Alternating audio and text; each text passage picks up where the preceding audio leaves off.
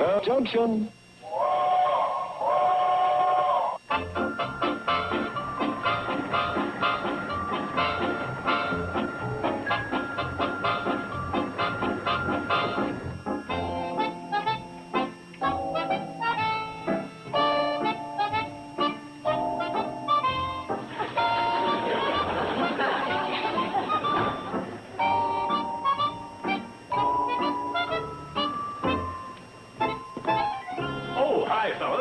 I'm Jack King, the Valley's newest automobile dealer. Oh, yeah, we've heard about you. Howdy, Mr. King. I'm Sam Drucker. This is Joe Carson. And a big howdy to you. All right, your move, Sam. Joe, what can we do for you, Mr. King? Well, I understand you run the local newspaper. The Hooterville World Guardian. Sam. I'd like to take out an ad. Oh, fine. What'd you have in mind? 2 inches, 4 inches? Oh, no, a full page. Yes, sir. Sit down, Mr. King.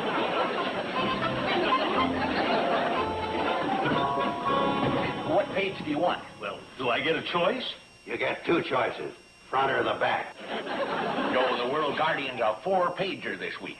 We're covering the finals of the Daffodils tournament. It's very big this year. They ended in a tie and had to go into extra daffodils. Could I help you design a layout? Oh, no, I've already done that. You see here, I'm calling my distributorship King's Cars. Cars with a K. You get it? Oh, yeah. Oh, that's very clever. What, Joe? Yeah, I suppose it is if you're getting a full-page ad for it. See what I'm doing for the opening? Oh, a contest for the prettiest girl in the valley. Yeah, that's right. To advertise my cars and to be known as King's Queen. You get it? I'm king, and she'll be the queen. I think it's swell. As a matter of fact, it's really Jack's King's Queen. How about that? Oh, say, that shows a lot of spade work. Very good. Oh, So where are you going, Joe? far away from you 2 jokers as I can. You get it? Jokers.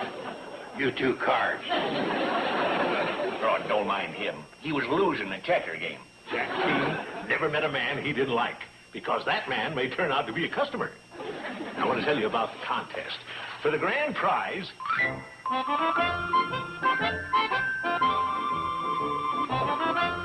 Pretty sharp. Hey, how about that? Free trip to Los Angeles. Oh, yeah. I guess they mean Los Angeles, California. Yeah, I think that's the one. Hey, you know, Earl, this could be your big chance. By chance? Yeah, to enter Bobby Joe in the contest. She is your girl, isn't she? Oh, my gosh. Steve, you just don't say something like that right out. Do you think she is? Well, don't you? I don't know. I sure hope so, but I don't know. Well, I can't think of a better way to build up points. I mean, a girl has to think a lot of a guy who'll put her up for queen. Yeah, you know, this could be my big chance. You know, a girl's got to think an awful lot of a guy who'd put her up for queen. Yeah, it's an idea. Here goes.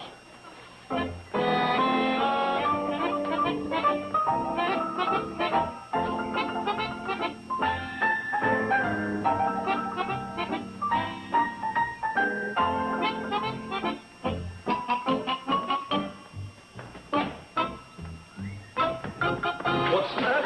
They want me to submit a picture of her in a bathing suit. So? Well, I can't ask her for a thing like that. Well, why not? She's your girl. Yeah, but I barely know her. Maybe she doesn't have a picture of herself. Well, then why don't you take one of her? Yeah, but I don't have a camera. Well, they've got one up at the Shady Rest you could use.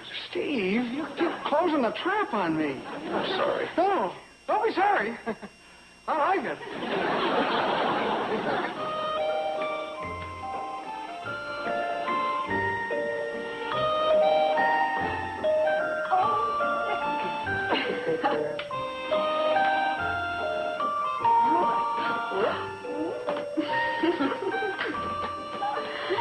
Oh, thank you. My goodness. What a good eater. Oh, come here, sweetheart. What a good eater. Oh. And now for a nice nap. How about letting me put her to bed? Sure. Come on, sweetheart. And before we take our nap, your Aunt Billy Jo will sing you a nice, sweet song. How do you like that? Everywhere you go, critics.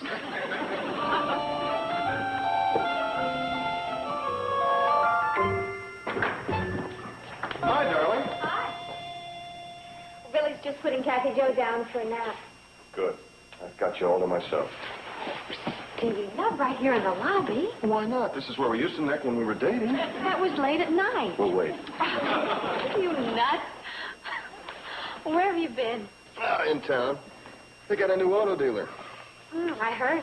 Orrin and I went down to have a look. Guy's got quite a contest going. I heard about that, too. Oh?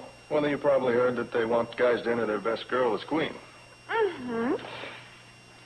Want to know what I did? Well, tell me. I got Orrin to enter Bobby Jo. Orrin to enter Bobby Jo? Yeah, well, he'd have probably thought of it anyway. Orrin to enter Bobby Jo? You see, I thought I'd give him a little nudge in the right direction. Orrin to enter Bobby Jo? You keep saying that. Yes, I do. What about entering me? Honey, Orrin hardly knows you. Oh. Well, anyway, Betty Jo, this contest is for girls. Oh, well, is there something you haven't noticed? Well, of course not, but you're certainly not anybody's best girl. You're my wife. I mean, well, I don't think of you as a girl. I mean, no. I mean... No way I was going to win that one.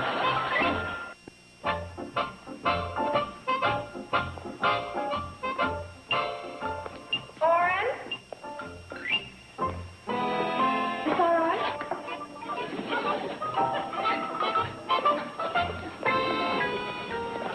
Well, Yeah. Boy, is that all right. how do you want me to pose? Pose? Something like this? What do you think? Let's pose, all right. Or maybe something like this. Yeah. Well, go ahead, Orrin. Take my picture. Good idea. Take a picture.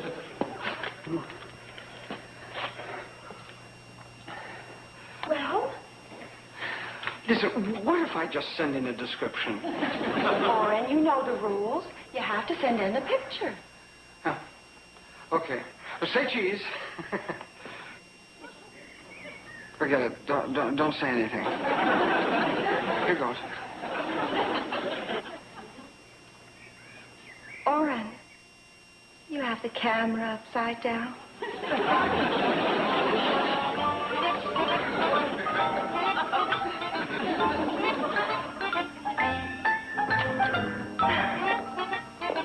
You did it. I'll be with you as soon as I can change.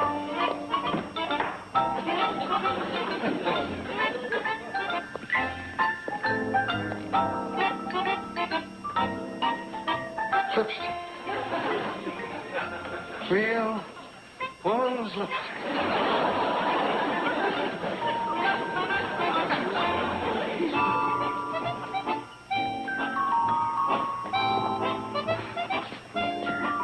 Orrin, Oh, hi, Steve. you're just the guy I want to see.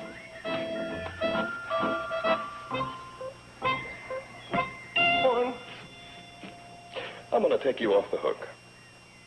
I'm on the hook? Yeah. You remember you were worried about taking that picture of Bobby Jo? Forget it. Well, I couldn't do that. I just took her picture. You did. Yeah. And I'm going to get it developed, and then I'm dropping it off at the contest. Orrin, why don't you just forget about entering Bobby Jo in the contest? Forget it. It was your idea, Steve. Oh, I know, but I just did that for laughs. For laughs? Well, she sure didn't take it that way. She's very happy that I entered her. She is. Yeah, and when I took her picture, look at that. That's not tomato ketchup, brother. Orrin, I got a level with you. I just entered Betty Jo in the contest. Oh, you look very thoughtful of you, Steve. I bet she's really going to appreciate it. Don't you understand? And now the two sisters will be running against each other. Well, as the fellow says, competition is the life of trade.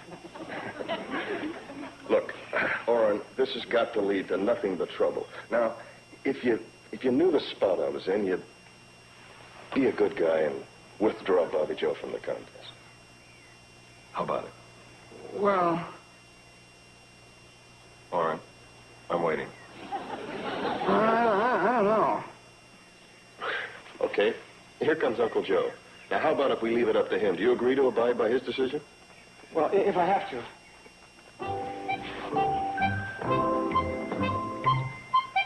Hi, fellas. Hi. Joe, there's something we want to ask you. Yeah, well, first get a load of this. I just entered Billy Joe in the Queen contest. You what? I entered Billy Joe in Jack King's Queen contest. Why? Why? She's a pretty girl, and that's what it's for. I think she'll win it. What was you wanted to ask me?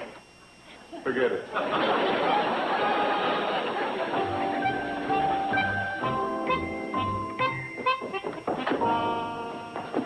Where are you off to? I'll tell you all about it tonight.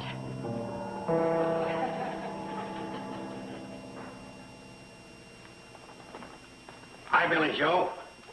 Oh, hi, Uncle Joe. What's new? Oh, nothing much. I was just going over this new arrangement. Oh, good. Why don't you ask me what's new with me? Okay. What's new with you? I've just entered you in the Queen contest. How about that? Yeah, how about that? Well, you don't seem to be very happy. Well, Uncle Joe, I appreciate your thoughtfulness and everything, but a girl being entered in a contest like this by her uncle, well, it's like going to the senior prom with your brother. How would you know about a thing like that? You don't even have a brother. What I mean is... Well, you're right. I guess I wouldn't know. Yeah, well, since your boyfriend's in Chicago, I thought, well, You felt sorry for me. no. How did you get a picture of me in a bathing suit? Well, I was up in your room this morning turning the mattress. You actually turned the mattress in my room? I raised the center part so it wouldn't sag. I happened to notice your picture lying there on the dresser. Uncle Joe, that was the picture I was going to send to Greg. No kidding. I thought you left it there as sort of a hint to get in the contest. Oh, no. Well, guess I bushed it again. No, you didn't butch anything. In fact, I'm very pleased that my favorite uncle thinks enough of me to enter me in the contest. Thanks. And you know something? We're going to win. Atta girl. That's a break. I can sure use that new fishing rig. Uncle Joe, Huh? what was that about a new fishing rig? Oh, Come on. well, the guy that submits a winning queen gets a whole new fishing outfit.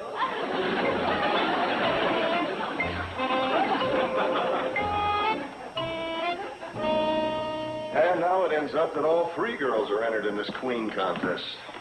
And the queens are wild. Well, if they aren't, they will be. You know, Doc, I was thinking, you're pretty good at this sort of thing. What sort of thing? Well, straightening out a mess like this. I thought maybe you could have a talk with the girls and, appeal to their common sense. Why don't you do it? Well, the problem is that I'm rather close to the situation, and I think it calls for someone who could be objective and level with them. And besides, I'm chicken. Okay. And so I'm sure you realize that keeping harmony among you sisters is far more important than winning a contest. Don't you agree? I agree. Oh, so do I. Oh, yeah, I agree, too. Well, now that you all agree, what do you think the next step should be? Well, if it'll help the situation, I'll drop out. Oh, I will, too. Gee, thanks. You're the best sisters a girl ever had. Oh, now, wait a And I'll minute. do Bradley sisters proud. Bobby Joe, what right have you to stay in when we both agreed to drop out? There's no problem now. I'm the only one that's left. Besides, I'm the most logical choice to enter. Oh, and just what makes you the most logical choice to enter? Yeah. Well, girls, we agreed that this would be an orderly conversation. All right, we'll be orderly, but what makes her the logical choice to enter? Well, first of all, let's take Billy Joe. I'm afraid she wouldn't have much of a chance, because when you get up in years, you're... Up in years? What are you talking about? Yeah, and look at me. I'm young younger than you are. But you're an old married woman. An old married woman? What I mean is... You don't know what you mean. If you're staying in this contest, so am I. Yeah, so am I. We're going to see her. Yeah, we're going to see her. And it'll be a fight to the finish. Yeah, a fight to the finish.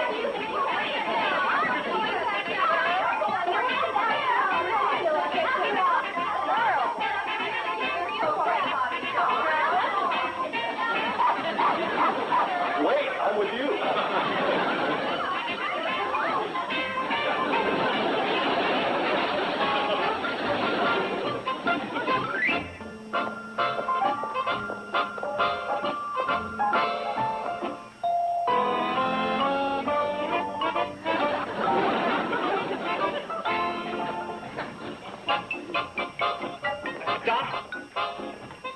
Doc, Why, hello, Sam. and congratulations. What for? For the Queen contest you'll be winning. The Queen contest? I'm not even entered. Oh, yes, you are. Well, now, who would do a thing like that? Sam Drucker, you didn't. Well, I know it's supposed to be a guy's best girl and all that. Oh, I'm not complaining about that. You're not? Well, hooray for me. Because I think you're the prettiest, the sweetest, the most gorgeous. Sam. Oh, well, yeah, I guess this is not the place for that mushy stuff. What I'm trying to tell you is that my entering only complicates things. I'm afraid you'll have to withdraw my entry. Well, I can't do it. It's already official. And I've written you up in the World Guardian. Besides, what's complicated about it? Well, all three Bradley sisters are already entered. So?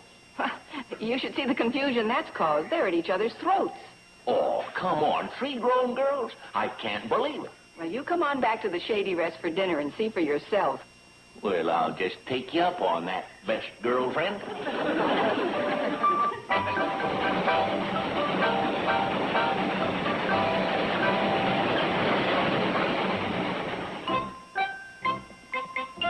Looks like they're already having dinner. Why do you say that? Well, Joe isn't snoozing on the porch swing. That may be the only thing that saves us. What's that, Doc? Well, with the entire family gathered around the dinner table, perhaps they'll come to their senses and stop feuding. Yeah, that could do it.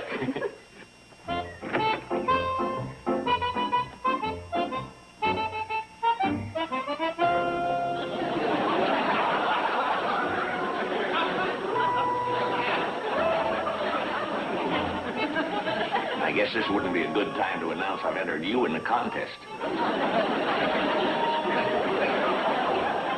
I'll get us a tray.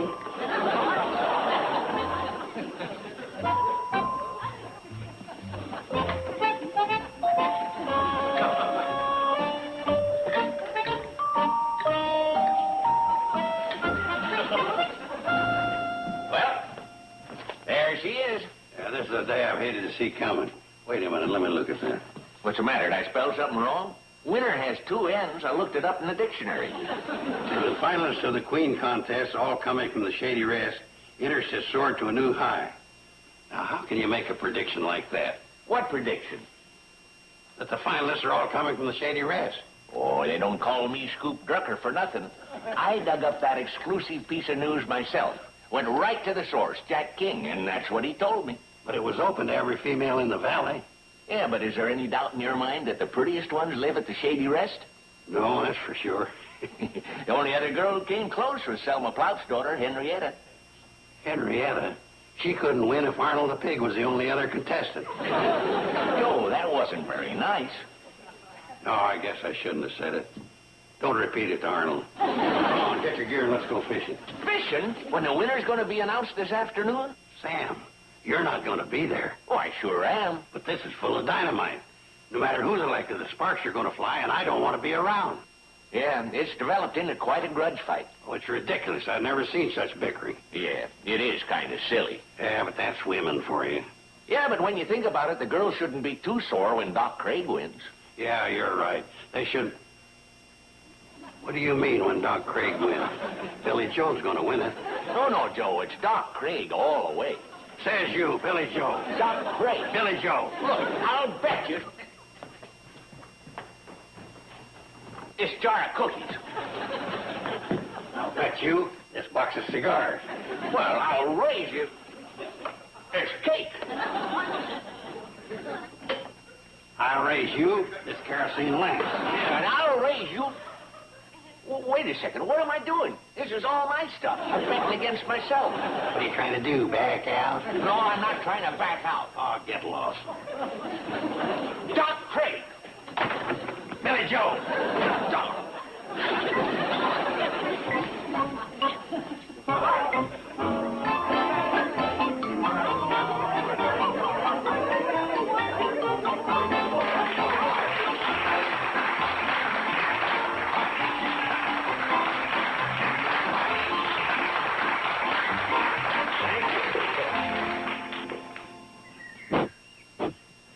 Well, ladies and gentlemen, it's about time for that big moment, naming Jack King's Queen.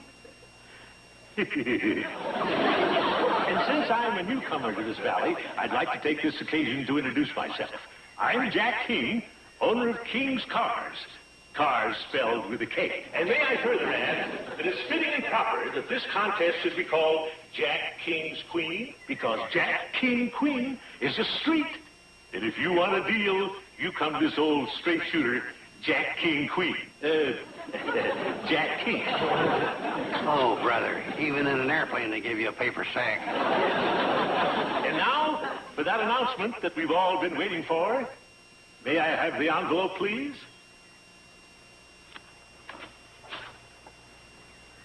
The winner from the Shady Rest Hotel is Kathy Jo Elliott. What?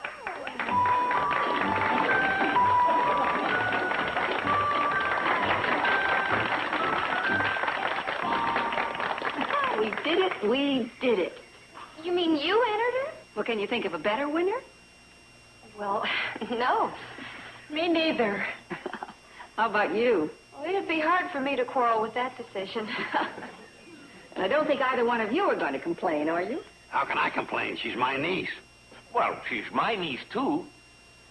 Slightly removed. How about bringing the Queen up here so we can all see her? All right. And here she is, the grand prize winner. And get a shot of this, Drucker.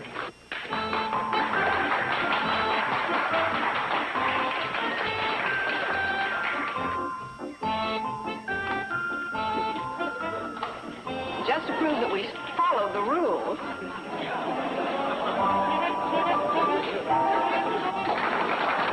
Oh, boy.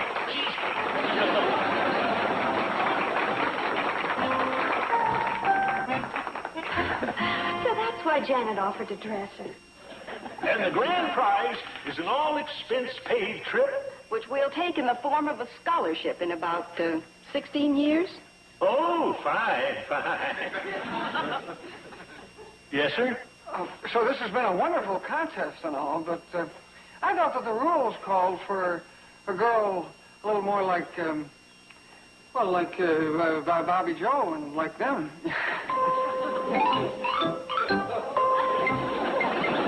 Yes, that would have been nice. You see, the Queen would have to spend an awful lot of time with me in advertising and promotion and such, so the official judge decided to make a change. What do you mean, the official judge? Who's that? Oh, you mean I haven't introduced you to the judge? Oh, the official judge, folks, my wife, Myra. My old dog.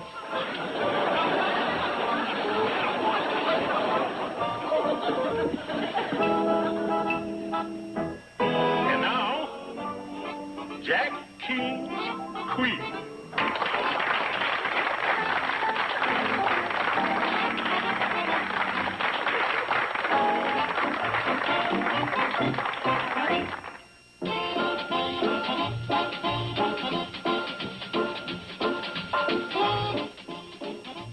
This Sunday, don't miss a double dose of star-studded Ed Sullivan music and variety with Ella Fitzgerald, Sammy Davis Jr., Tom Jones, Patty Duke, and night throwers Elizabeth and Collins.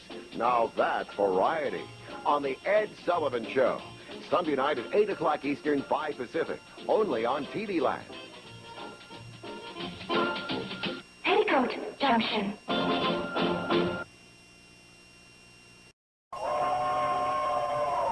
Come ride the little train that is rolling down the tracks to the junction. Forget about your cares, it is time to relax at the junction. Lots of curves, you bet, and even more when you get to the junction. Petticoat Junction. There's a little hotel called the Shady Rest at the junction. Petticoat Junction. It is run by Joe. Come and be his guest at the junction. Petticoat Junction. Here's our lady MD. She's as pretty as can be at the junction. Petticoat Junction.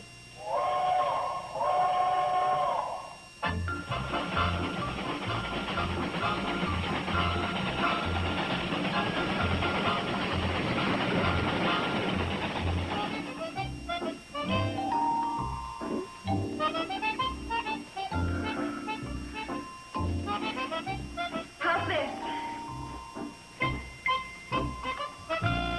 What's that? Somebody sick? No, I'm putting it in Glenn Tinker's room. That's what all the big hotels do when a celebrity arrives. Right, Silly Joe? Well, I'm afraid I've never been that big a celebrity. All I ever found in my room was a sign saying, please turn out lights when leaving. Last actor we had here checked out on the fire roll without paying his bill. Glenn Tinker is not just some actor. He's a big star. Never heard of him. That's because he hasn't done anything. How's that again? I mean, lately. Right after his first record came out, he was drafted. Was it that bad? Uncle Joe, now don't tease her. It's her favorite record. She's been playing it night and day for almost 2 years. As soon as he gets here, I'm going to have him autograph it for me. You cried when I died at our wedding. Boo-hoo, boo-hoo. Said you didn't know what you were going to do.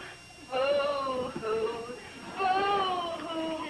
Then you went ahead and got married.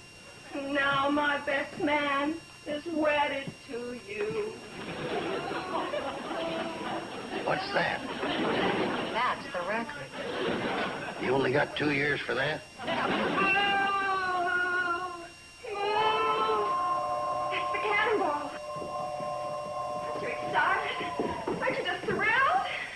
Bobby Joe, hasn't it ever occurred to you that you go absolutely ape over anyone even remotely connected with show business? But Glenn is different. Why, just listening to his record, you can tell he's different. I'll go along with you there. Isn't it exciting? Glenn Tinker's going to be sleeping here in person. I don't see how he can even sleep with a record like that on his conscience. You've never heard his record. Well, you've never even seen him. Bobby Joe, I don't know what you're getting so excited about. Doesn't matter. I can tell by the sound of his voice. He's tall and slim and very good looking. Howdy. I'm Glenn Tinker. Did I say something nasty? Oh, no, we're expecting you. Yeah, you're the fellow with a tall, slim, good-looking voice. How about that? At least I got one booster in town. Oh, you have more than one booster. Even if you do sound a lot slimmer on your record. You got my record, so you're the one. Well, Sugar, you better keep hold of it. That just could be a collector's item. You know, we only sold about 200 of them. My mother bought 100. Oh, well, then at least somebody else bought the other 100, huh? No, they give her the other 100 as a bonus. You're just being modest. Yes, ma'am. Where does a modest star go to register? Oh, sign right over here.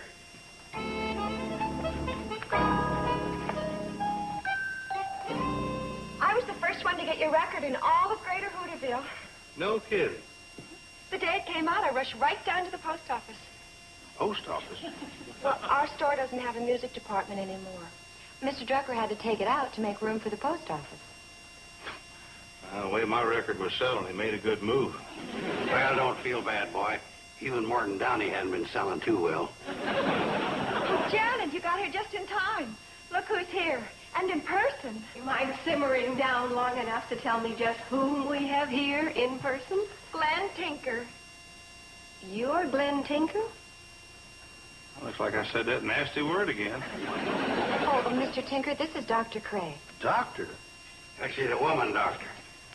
I haven't been away long enough not to notice that. Mr. Tinker, were you with Company K, 4th Field Division in Da Nang? Why, yes, ma'am. Why? Well, among my civic duties as a doctor, I happen to be the local representative of the IAA, the International Adoption Agency. It's a worldwide organization dedicated to the welfare and placement of orphan children. Oh, that's good work. Well, this telegram states that a little 4-year-old orphan has disappeared from the adoption center in Da Nang. Oh, I wouldn't know anything about that, ma'am. Let's see, a sign right in here, do I? They have a suspicion that the child might be found with a man who was recently discharged from Company K. Oh, really? Well, some of us soldiers sort of looked after some of the poor little tacks that were homeless without kinfolk, but legal adoption, that had to be handled through regular channels. That's regulations. This pen doesn't write. Oh, that's all right. We know who you are. The child's name is Tammy Kwong. Did you know her? Tammy Kwong.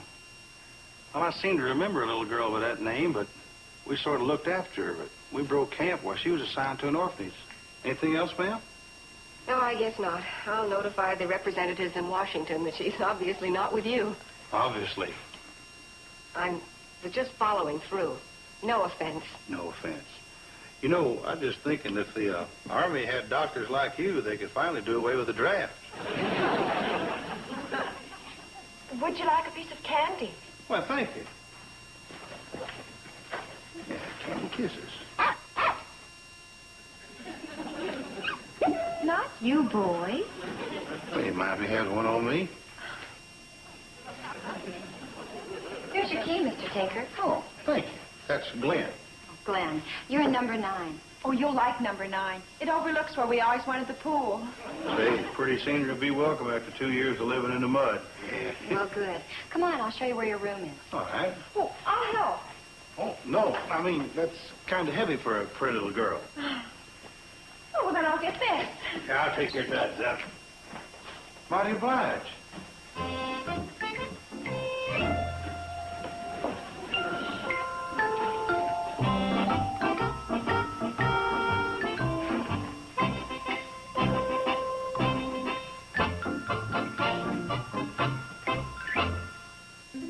Petticoat Junction. You'll find lots of towels, and there's plenty of hot water if you get up at the right time. Well, what time is that? After it's had time to get hot and before it's all gone. Thank you. That's nice. You're the Gideon that might come in handy. Never heard an actor to read a Bible. Uncle Joe. And the basket of fruit is with the compliments of the management. Well, that's thoughtful. I thought of it. Well, how in the world ever people eat all that? Well, waste not, want not, I always say.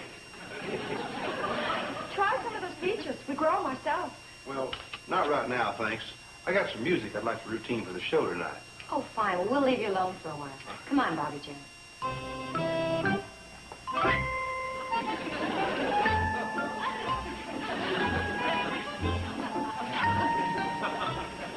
Okay, Tammy. The jig's up. You can come out now.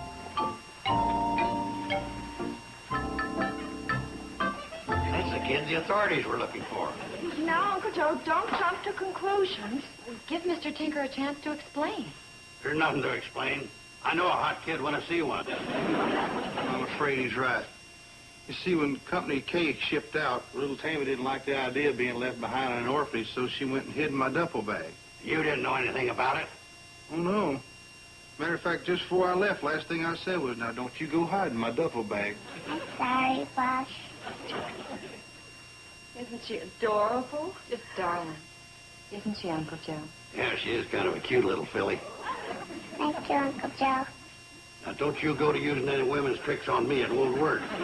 Tammy, I'm afraid we're in for a little trouble. Should I put it back? No, you can keep it. Can I keep the candy, too? Candy? Where'd you get candy? I liberated it. Well, Tammy, don't you know that's wrong? You liberated me. It looks like I didn't do a very good job of it. If these nice people decide to turn us into authorities, we might get 20 years. But together? Don't you worry, baby. In or out, we'll be together. Gee, If you and the little girl want to be together so badly, why are you hiding her? Why don't you just adopt her? It's not that easy. When you go to the adoption board, they ask you loaded questions like, what kind of home can you provide for her, and how do you plan to support her? And you don't have the right answers. Well, not yet. This is my first job since I got out of the Army. You know, if we just planned on laying low till I could establish myself, and then maybe I could go in and pick up the pink slipper, no trouble at all. Yeah, but what kind of a life would she have in the meantime, traveling around in a duffel bag? It's a good duffel bag. I like it. Thank you, honey. But the lady's got a point. You know, in a way, I'm kind of glad you folks found us out. Maybe turning us in's the best thing for the kid. What kid? I don't see no kid. Yeah. What kid? Do you see a kid? No, I don't see any kid. I don't see a kid either. I tell you, it looks like we bailed out over friendly territory. Roger. And she's just about the most adorable child you ever saw. Present company accepted, of course. Don't worry, Bobby Joe. She isn't the jealous type. Listen, if this is such a big secret, why are you telling us? Well, what's the sense of having a secret if you can't tell anybody? Besides, we thought you two could stay here and take care of Tammy while Glenn's performing tonight. Of course. I think it's romantic bringing a cute little girl home in a duffel bag. Don't you, honey? I said little girl.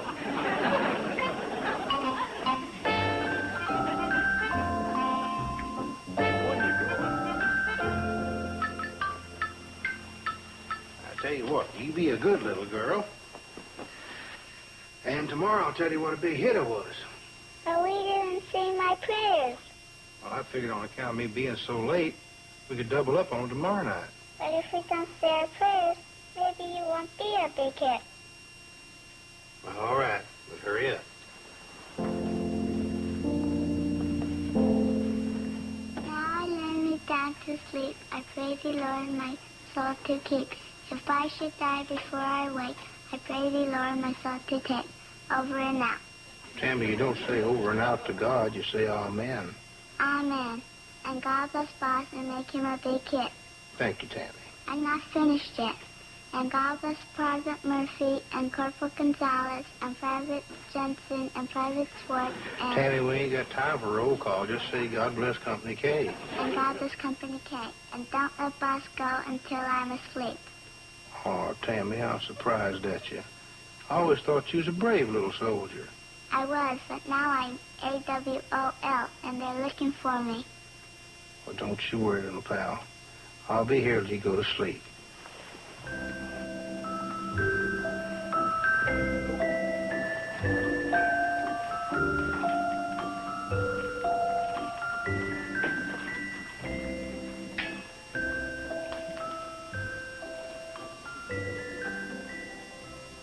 I'm just an old black choo-choo on a rusty railroad track.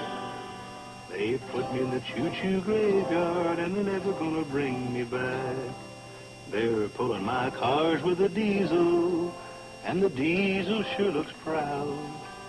But he'll never make the sound of a choo-choo when he blows his whistle loud. There's many, many little children never thrilled to a choo-choo sound. Better put me back on the railroad. Let me keep on chugging round. My stack was black and shiny on the day of my trial run. I'll never forget how they eyed me as I glistened in the sun. I'll be the diesel's helper if they'll only set me free. I'll blow my whistle at the crossings, make the diesel proud of me. There's many, many little children never thrilled to a choo-choo sound. Better put me back on the railroad, let me keep on chugging around.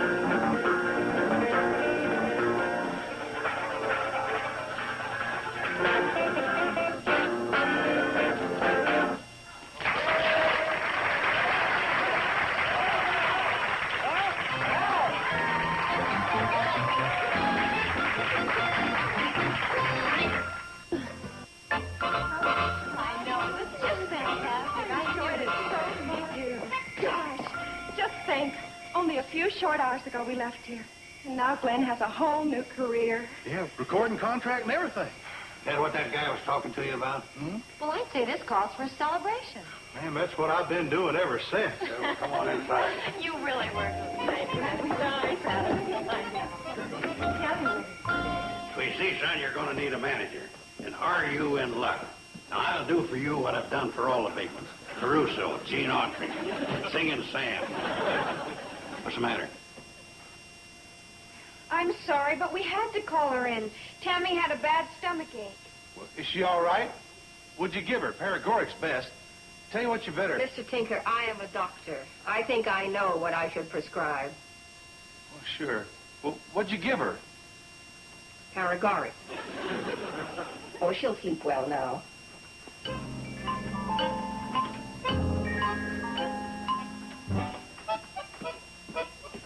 Now, would you mind telling me just how it is that that child is in your possession? Well, it's kind of a long story. Well, for your sake, I hope it's a good one. Oh, it is. You see, back in the day, this poor little tyke was plumb out of kinfolks. So Glenn and some of his buddies sort of adopted her. Or you might say she adopted us. That kid loved every guy in the company. But we are all proud of how good our boys overseas are to children. But don't you think that smuggling one out of the country is going a little bit too far? Glenn didn't smuggle. No. As a matter of fact, when we broke camp to come home, she went and hid in my duffel bag. That's true. Tammy told us so herself. And during the entire trip back to the States, she was in your duffel bag and you didn't even know it? No, ma'am. A couple times I'd drop in a sandwich just in case. A fine home for a child.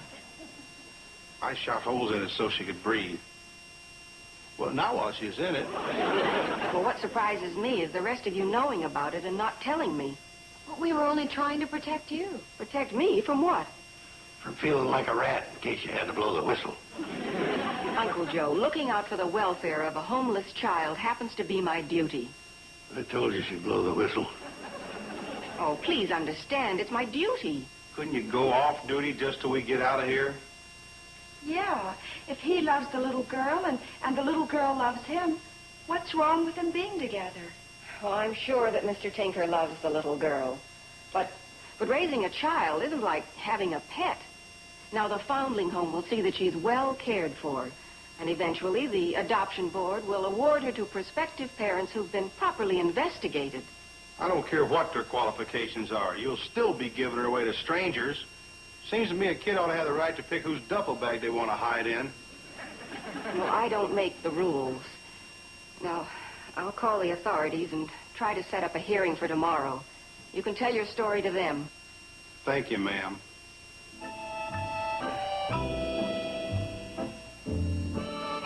Good night, Billy Joe. Good night, ma'am. Good night, Bobby. Good night. Good night, Dr. Craig. Good night, Uncle Joe. Good night, whistleblower.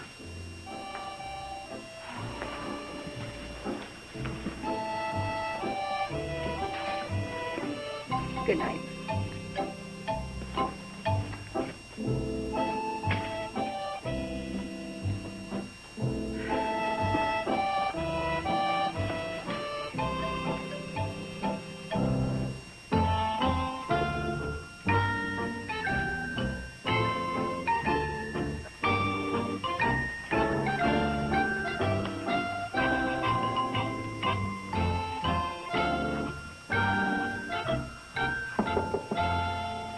About ready, Your Honor?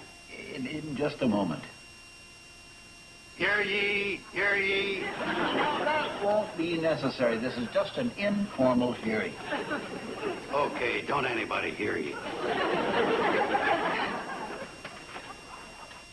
I must commend Dr. Craig for this very detailed and comprehensive report. This seems to be a most unusual case. Mr. Tinker, I hope you're prepared to answer a few questions.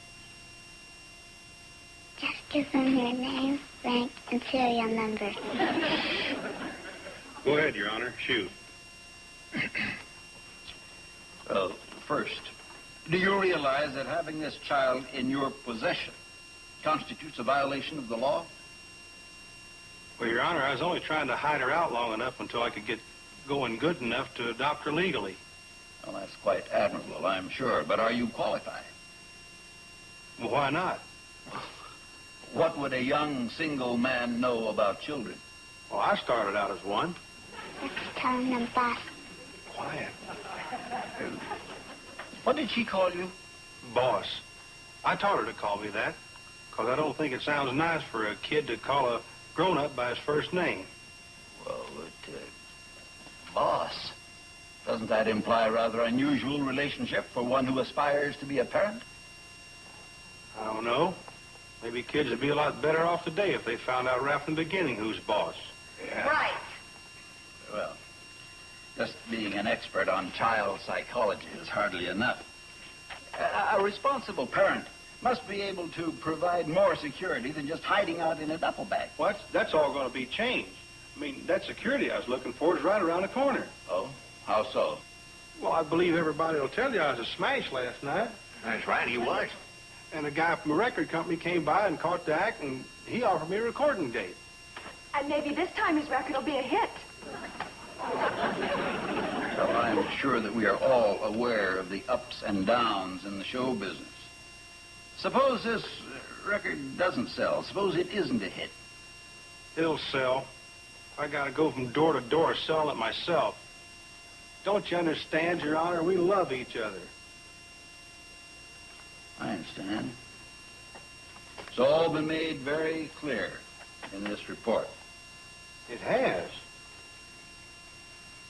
She said something nice.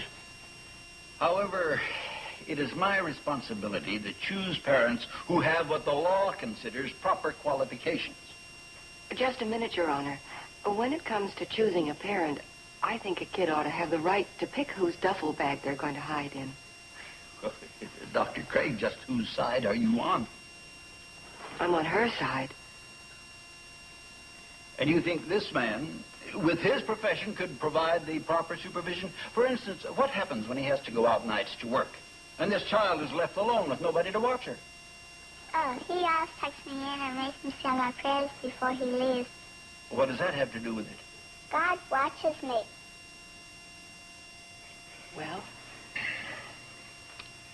That's what's so tough about this job. He watches me, too. Well, perhaps I can make your decision easier. As far as the instability of show business, suppose Mr. Tinker were to have a steady occupation right here in Hooterville. Doing what? Well, this morning I went to town and inquired about the old blacksmith shop. It hasn't been used for years, and it's a fine location. Madam, even show business is more secure than waiting for horses to come back. We could convert it into a music store. That's a great idea. It'd sure be going from door to door. Do you mean that you would be willing to give up your career for this? I was kind of looking forward to bigger things, but I guess it's the little things that count. You mean we're giving up show business? If I can give it up, you can give it up. Well, I guess that about wraps it up. This boy can give up his career. I guess the least we can do is meet him halfway, right? Right. You're in, son. Now, just 1 minute. I'll admit I am very impressed, but I still have reservations about awarding the custody of this child to a single man. It's almost irregular. Well, I've stuck my nose in it this far. I suppose I might as well go all the way. You mean you're going to get hitched? Oh, no, not that. Now, I'm willing to assume responsibility for Tammy's care, along with Mr. Tinker. Me too. Me too. Oh, we will.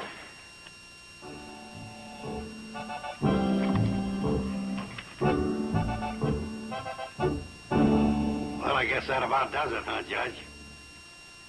Sorry. I have the legal authority here, but I'm afraid I won't be able to sign this. Why not? This pen won't write.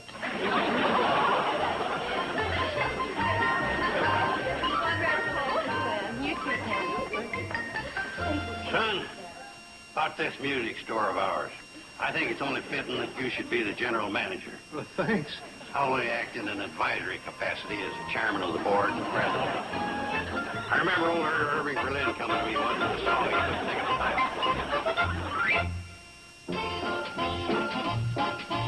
This weekend, as a special tribute to our new viewers in Nevada, the Wonders of TV Land is made in Las Vegas. You'll see bright lights, showgirls, and quick weddings this Saturday and Sunday on the Wonders of TV Land. Now stay tuned for Green Acres, next on Nick at Night's TV Land.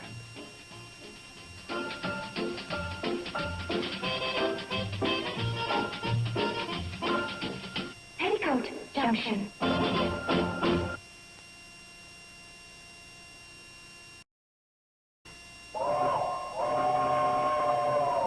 Come ride the little train that is rolling down the tracks to the junction. Forget about your cares, it is time to relax at the junction. Lots of curves, you bet, and even more when you get to the junction. Petticoat Junction. There's a little hotel called the Shady Rest at the junction. Petticoat Junction. It is run by Joe. Come and be his guest at the junction. Petticoat Junction. Here's our lady M.D. She's as pretty as can be at the junction. Petticoat Junction.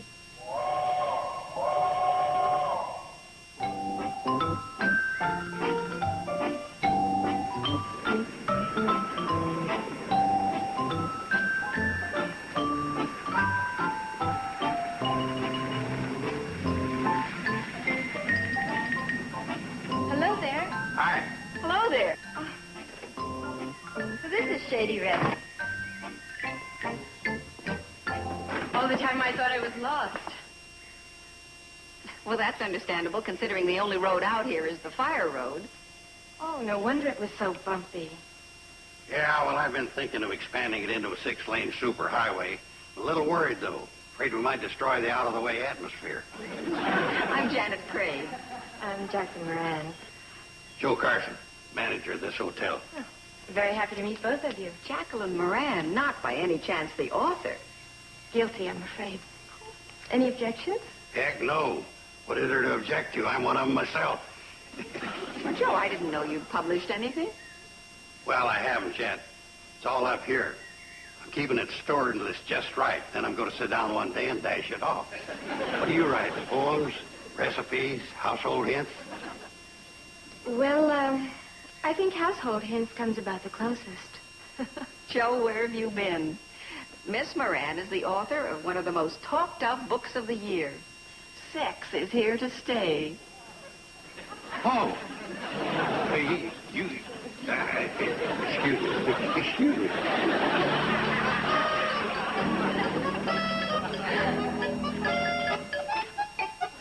Uncle Joe, what is it? That woman out there, she wrote a book. So? You should hear the title of it. It's... No, I can't say it. Why? What's her name? She calls herself Jacqueline Moran.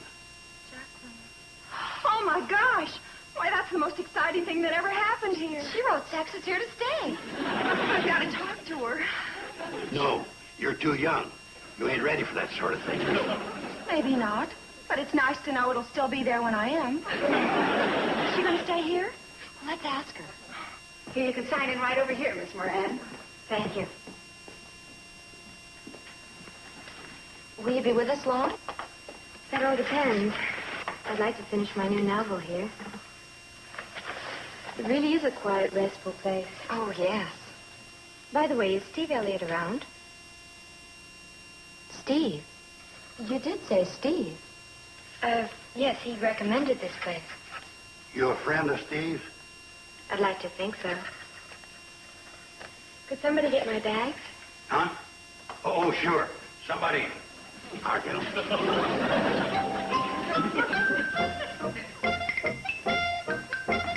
Hey, Steve. Where's Betty Jo? Well, she's out at the shed. She's been helping me work on the plane. Good. Can you keep her there? Keep her there? For how long? How long does it take to write a book? Joe, what are you talking about? That woman in there, she's asking for you. Well, what's her name? Well, I've forgotten her name. What's she look like?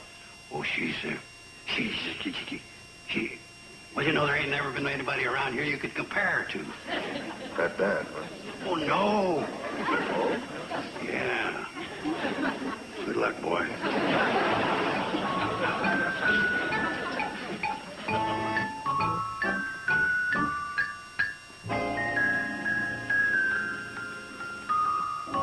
Oh, hi. Hi. Well, you don't remember me. Well, sure. Of course. Are you kidding? How could I forget you? That's a laugh, huh? Sure is. Okay, I'll let you off the hook. It was when you were at March Air Force Base. Oh? Oh, sure. You were, in the Air Force? I was doing research on a story, and Colonel Maltby assigned you as my escort. Of course. Now I remember. Well, that was one of the biggest things that ever happened. Escorting her around the base, you know, showing her everything. And did you? Show her everything?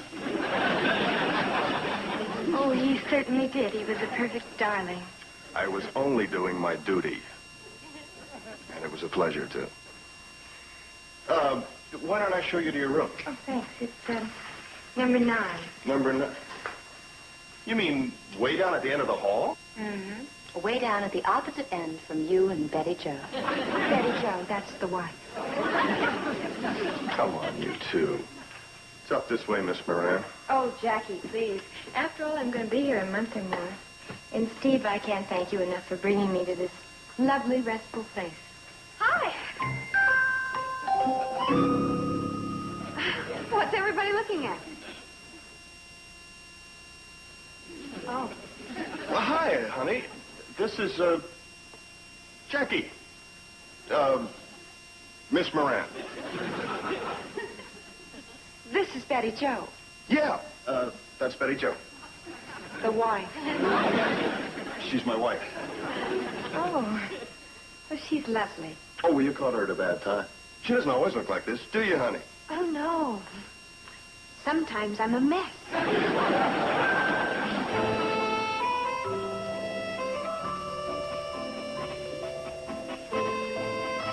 Steve? When did you meet her? Me too. Oh, actually, I don't remember the exact date. Well, was it long before we ever knew each other? I said, did you meet her long before we ever knew each other?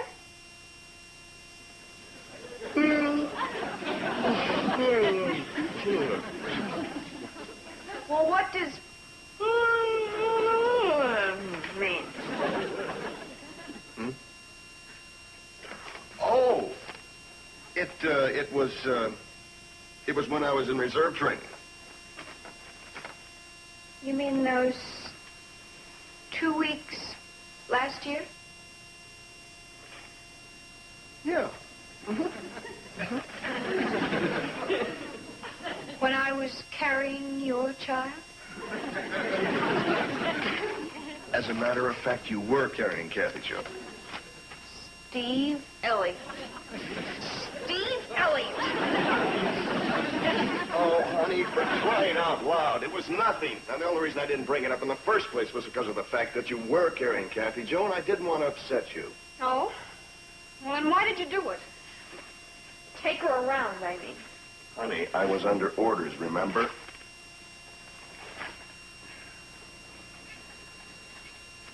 Didn't amount to anything, and I figured, well, why bring it up? You know, what she doesn't know won't... Oh, well, if it didn't amount to anything anyway, then why would what I don't know not hurt me? How's that again? You know what I mean. Honey, we are not going to quarrel. Now, you are much too wonderful and precious, and I love you much too much. You do? Yes.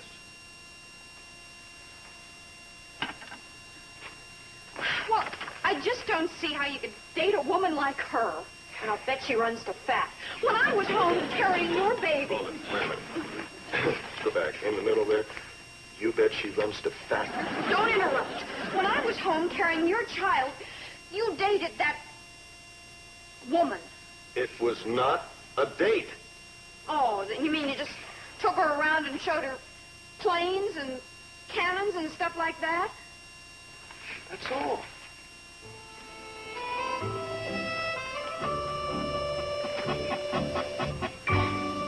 You know, actually, I didn't even want to take her to the officers. Officers Club?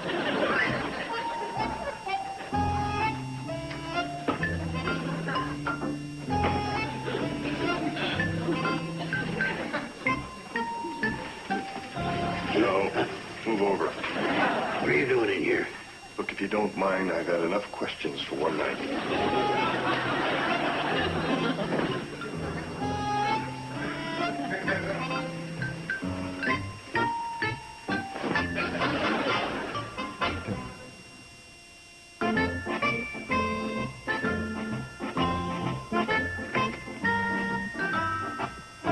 Betty Joe! What is it, Janet? Oh, I'm ready to give Kathy Jo her shot now, if you can bring her down. Okay, but it'll be a few minutes. Anytime. Oh, Janet? Don't mind if she cries. This isn't one of her better days. Okay.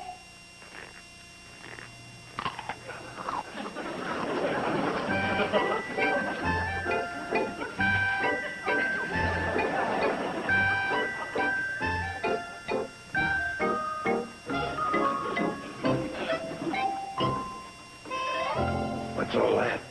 She's creating. She sure dresses up for it, don't she? Oh, honey, I'm off. Oh, goodbye. Oh, come on. At least say, have a good day at the plane. Have a good day at the plane.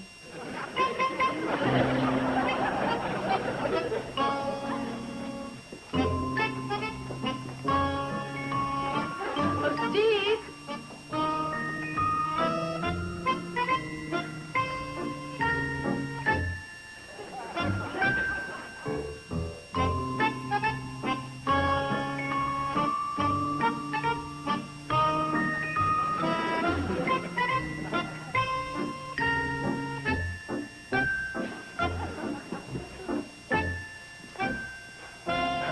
Listen, girls.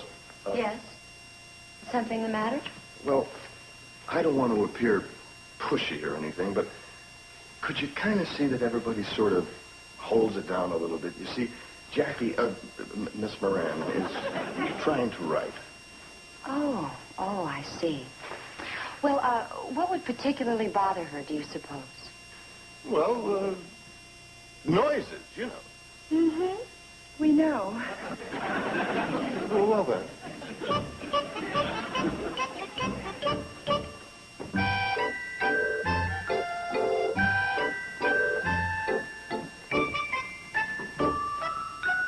Hi, kids.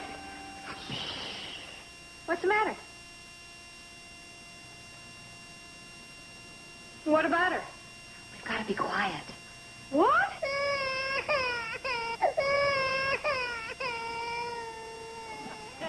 You better keep the baby upstairs. Who said all this? Well, Steve asked us to keep it down. Because of her? My baby has to be quiet? Because of her? Oh, there you are. Oh, there's our little precious. Here, let me have her. Oh, I hate to do this to the little darling, but the prevention is worth it. She may cry a little, though. Good. What? Give me a shot, too, so I can scream like crazy. Betty Jo, wait a minute. I've got an idea how we can get rid of her. Wonderful. What is it? Oh, now, wait a minute. After all, she is a guest of the hotel and a friend of Steve's. But you want her hanging around here for a month or more? You're right. Let's have it. First of all, start with A 1, a 2.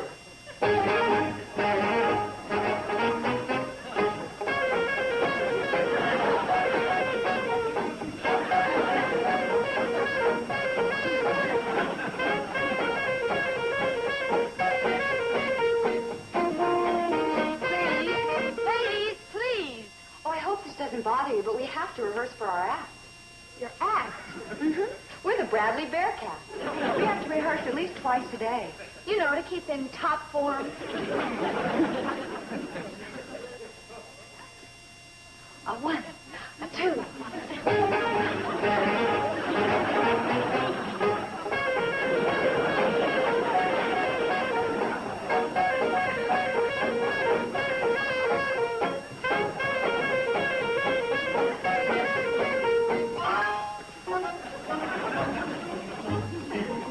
Are you sure you have to leave, Miss Moran? I'm sure. Well, then, goodbye. And good luck with your book.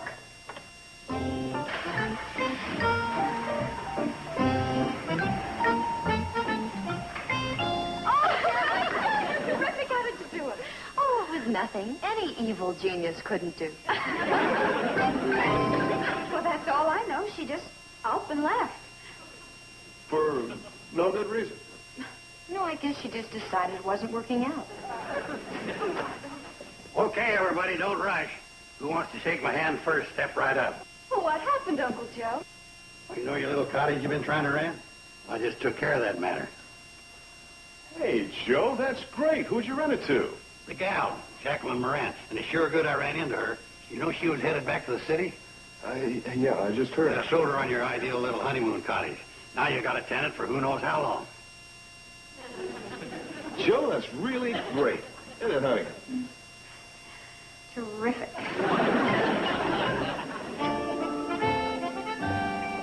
Oh, hi there. Betty Jo. Betty Jo. I never can remember which Joe is which.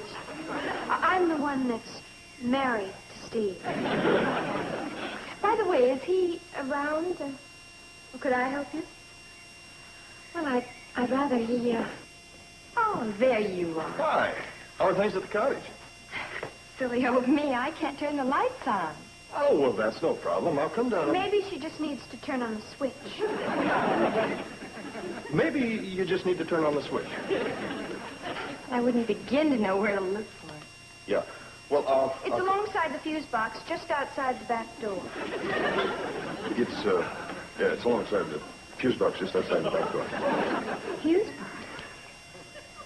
That sounds awfully electrical. Well, yes. I don't think I could touch that. I mean, I just wouldn't have the nerve. Look, I'll come down and take care of everything. Oh, thank you.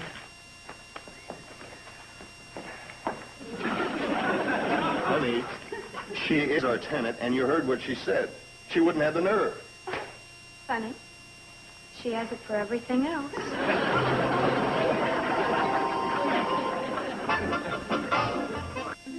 Petticoat Junction will... Oh, Steve, being the landlord, he has to go down there and fix leaks, show her where to turn things on and stuff like that. No kidding. I could have told him in the first place they were asking for trouble. It always happens when you start going for that almighty dollar. Well, Joe, you were the one who... Oh, Well. Speak of the devil. could I use your phone? Huh? I said, could I use your phone? Oh, sure. Anything you want, just ask for it. Hey, care to use a phone? Yes, please. Well, here, have a barrel.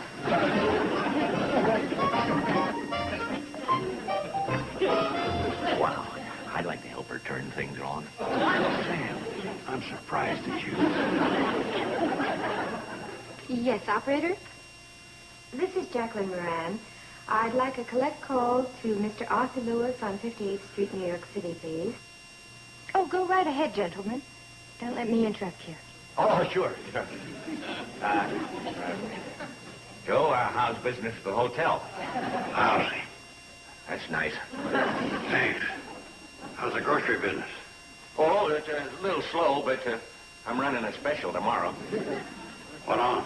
Legs. Nice item. Hello? Arthur? Look, why don't you come down for a few days so we can discuss the book? And other things. course I miss you. You will? Okay, you're a darling. Bye-bye.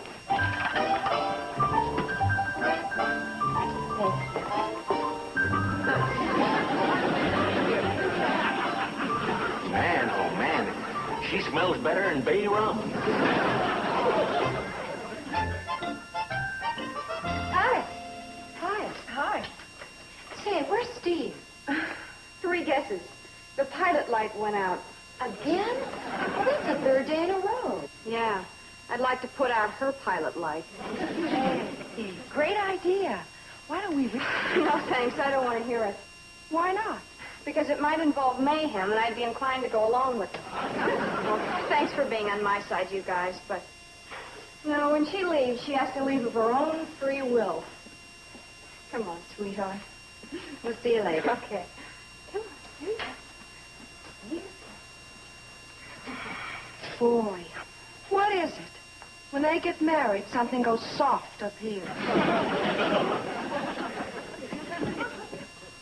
Hello there. Hi. Hello. Welcome to the Shady Rest. And to think I almost didn't come. Is Jacqueline Moran here? You came to see her? Yeah, I didn't realize it was a crime. Well, of course it isn't. You must be Mr. Lewis. That's right.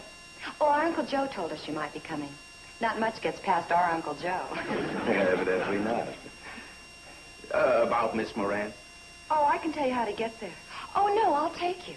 Well, I was going there anyway. You were? Well, of course. Just give me a moment to change, and I'll be right with you. Thank you. Oh, and Bobby Joe, keep Mr. Lewis entertained.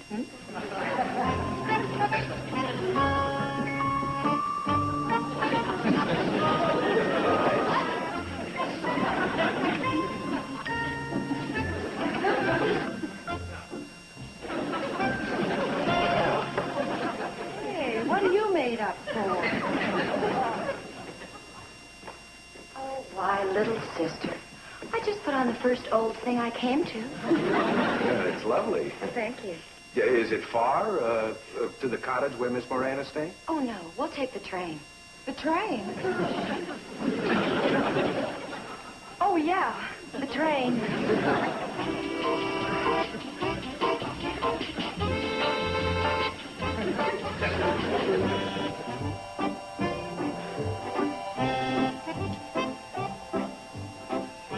I don't understand. I just don't understand. Where could they have gone in and out of the way place like this? Bobby Joe, you were here. What do you think? Just one of those mysterious mysteries. Oh, that kind, huh? Well, they probably won't be wanting their dinner now, not at this hour. Why don't I eat it? Oh, Joe, how can you think of food at a time like this? I force myself. Oh, that's marvelous. So are you. Hello there. Oh, well, that's a brilliant greeting. Yeah, well, I couldn't very well say goodbye there. Oh, gosh, I know we're a little late. A little late. Well, it's really all my fault. Guess what a nutty thing I did. Got on the cannonball going the wrong way. How could she do that? Well, naturally, we got to Pixley before I realized my mistake. So having told Artie... Mr. Lewis. Oh, no, please, Artie. Well, having told Artie so much about Riverdale, naturally, we just had to go on there to see it. Well, naturally, he couldn't believe we had such a sophisticated spot as the fireside room there. Very attractive. It has a stream running right through the center of it. Too bad you didn't fall in. Well, naturally, we couldn't leave without buying something, like dinner. Oh, naturally. See, I told you she'd be a good sport about it. Oh, and on the way back, we stopped at, what was the name of it? Ziffel's Hog Pond. Billy Joe. What about Ziffel's Hog Pond? It's got the most incredible moonlight. Oh, you really must go there sometime. What kind of an evening did you have, dear? Well, we're going back to the city tonight. That's what kind of an evening I had? Oh, well, if you really feel... I really feel. Oh. Well, goodbye, all. We haven't met. Really doesn't matter, does it?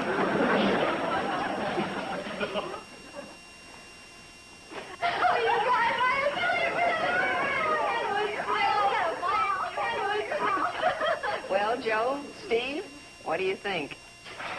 Well, I think I lost a tenant and gained a wife.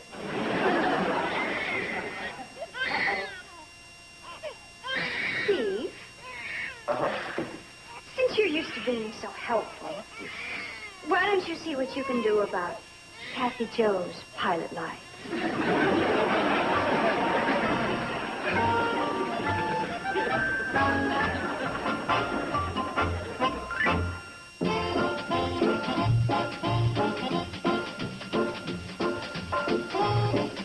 What's a Saturday cavalcade?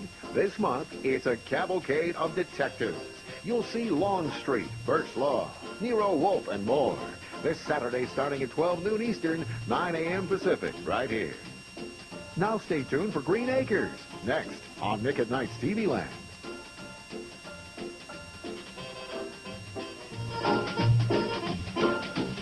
Petticoat Junction.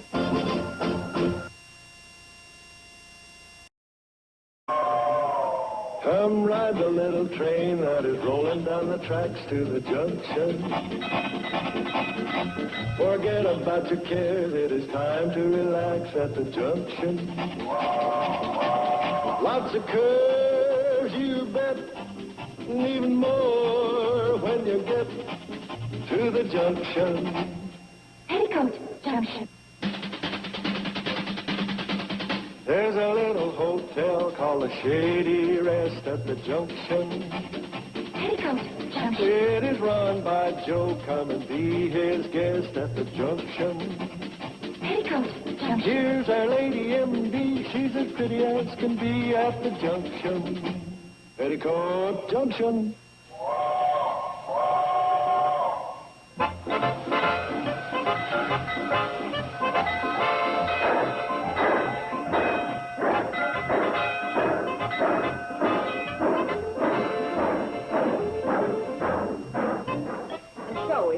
Inoculate everyone in the valley, and I mean everyone, I think we can avoid another flu epidemic this year. Doc? Yes, Sam? Just for the press, when do you start the campaign? Well, I have my 3 assistants here and ready. I say there's no time like the present. You mean right here and now? Why not? Oh, well, no reason at all, except I personally have to get right back to the store, especially if I want to meet the deadline on getting this story into the Guardian. I'll see you to the train, Sam. Why? Out of politeness. Politeness? Yeah, politeness. Come on, let's get going. Well, girls, I told you it wasn't going to be easy.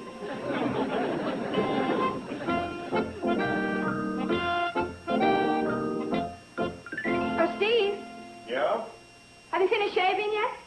Yeah, why? Come on in here before you put your shirt on. What's the matter? What's that? A flu shot. Oh, didn't you know? We're all helping Janet inoculate the valley, and you're going to be my first victim. Patient. I think you were right the first time. What do you know about giving shots anyway? Have you ever done it before? Well, certainly. Oh, there's nothing to be afraid of. There isn't, huh? Gosh, no. We're fine on the orange. Oh, well, in that case. On what?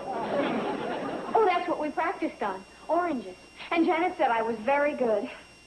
Almost never broke the needle. Oh, almost never, huh? Now, don't be a big baby. Come on, turn this way. Yeah. Now, just stay calm and quiet, and you can look the other way if you want to.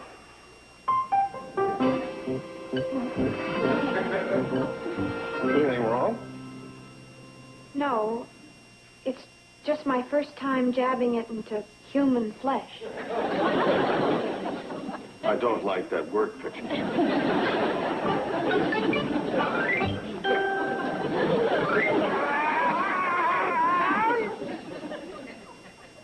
Bobby Joe, I'm sorry, Orrin, but you have very tough skin.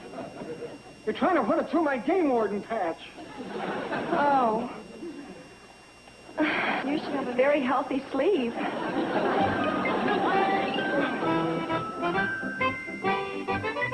Well, it can only happen to druggers.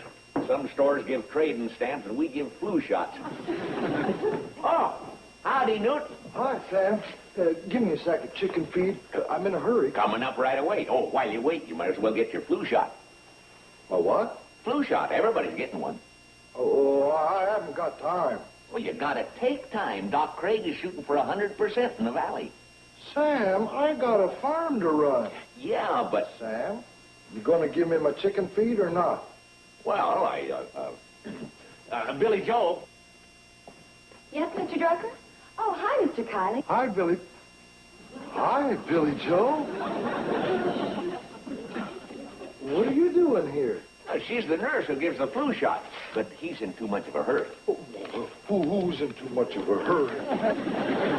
This is something important, isn't it? Very important. We're hoping to get 100% here in the valley. Oh, I'm for that. I'll get your chicken feed right away, Newt. No hurry.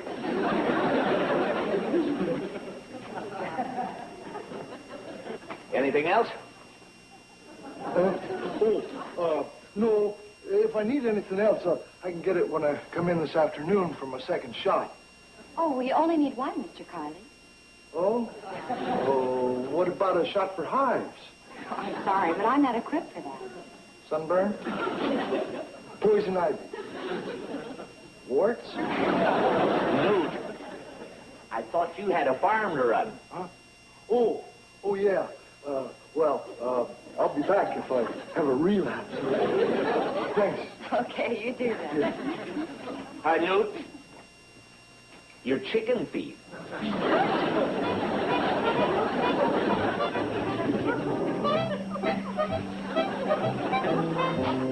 Thanks again. Okay. Bye. Bye.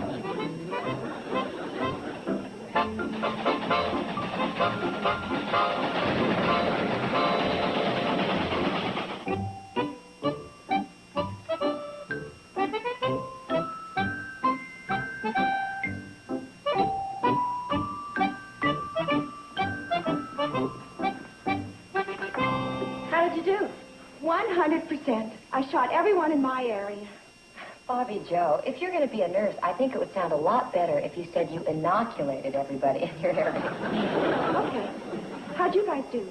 We're both 100% too. And now all we have to do is hear how Janet did. Oh, here. You can fill out these listing the names of the people you gave shots to. Boy, the deep, dark secrets you learn when you're a nurse. How can you learn deep, dark secrets just giving flu shots? Oh, you don't think so? Oh, what I don't know about Ben Miller. What? Oh, I don't know if I should tell you. Okay, then don't.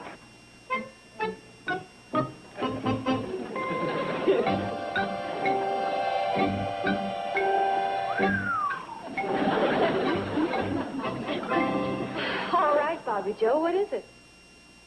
I thought you didn't want to know. Okay, forget it. Why don't you try me once more?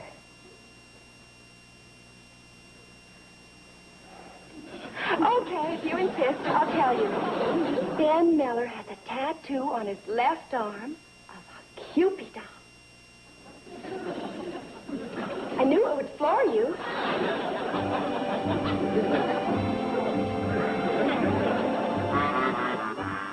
Oh, Janet, we did it. We're all 100%. Good for you. I wish I could report the same. You mean somebody refused to take the shot? Do you know a Jasper Tweedy? Oh, up on Piney Ridge? That's the fellow. I've been a-living without shots this long, and I ain't about to start now. Uh-oh. What about the rest of his family? Wouldn't let me touch them. I explained to him that the children come down into the valley to go to school and that it was important for them to be inoculated. And? No way. The more I argued, the more stubborn he got. Finally, he got out his shooting iron, and I sort of got the idea that he wanted me to leave. There are so many of those Tweedies, they could start their own epidemic. Well, it's all those kids. Why, they missed so many days of school last year through illness.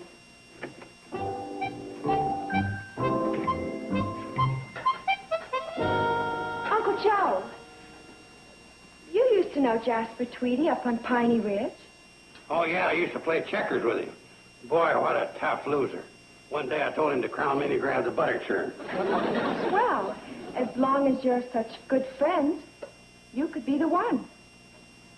One what? The one to go up there and talk Mr. Tweedy into taking his flu shot. Oh, wait a minute. I'm no doc. That's in your department. Unfortunately. He chased me off with a gun. Oh, Joe, if you could just talk to him. Would you, Uncle Joe? Please, Uncle Joe? Yeah, but the thing is, it's quite a hike up there. My old double-detached slip disc's been acting up lately. Well, we could use Orin's Jeep. I'll drive you up. Yeah? I get car sick. I'll give you motion pills. Motion pills give me an upset stomach. I'll give you stomach pills. Oh, I don't know. Them pills are... I'll give you pills for your pills. Yeah, well, oh, boy. All you have to do is turn on that old Uncle Joe charm. Well... Janet, did you know that Uncle Joe was once considering going into the diplomatic corps? Well, no, I didn't, but I can understand it. With his suave manner, and his ability to get along with people, his cool head, and his debonair... Okay, I'll do it. Oh, Uncle Joe, you're wonderful. Boy, am I a sucker for the truth.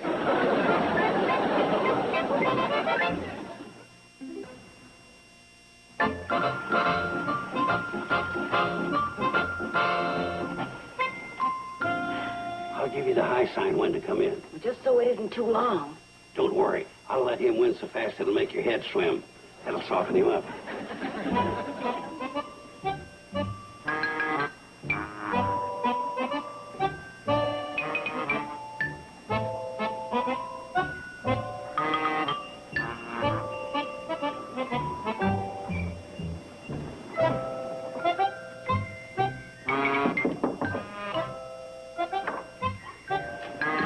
Hi, Jasper.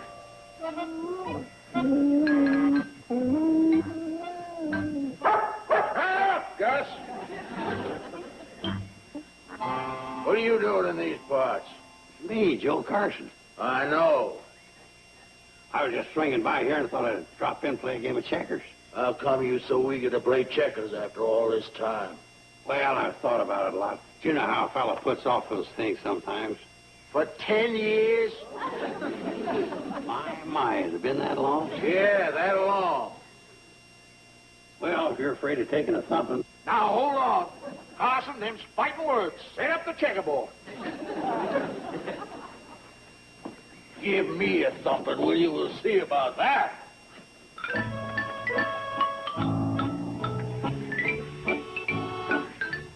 There, they're all set. Get! Remember, Carson, I don't want none of your shenanigans. Oh, you know me, Jasper. I know you, yeah.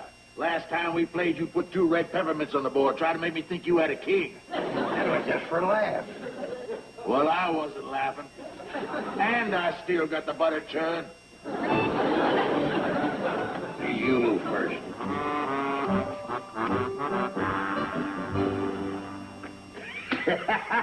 That's the first one.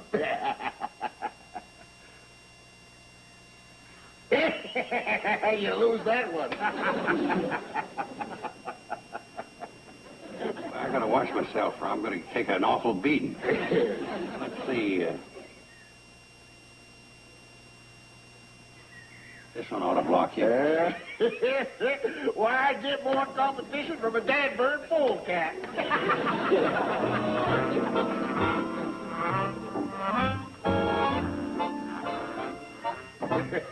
Guess this isn't my day. I ain't had this much fun in years. What'd you say? I said you were good. Too good for me. Yeah. Paul, who's the pretty lady in the automobile? Don't bother me, son. What pretty lady? Out there.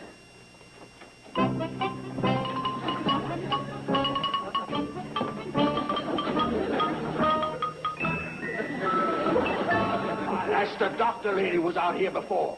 What's she doing here, Carson? What you doing where? Carson, you trying to trick me?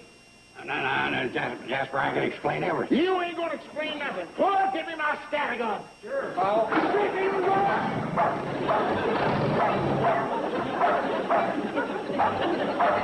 Let's get out of here. Hurry up, Claude.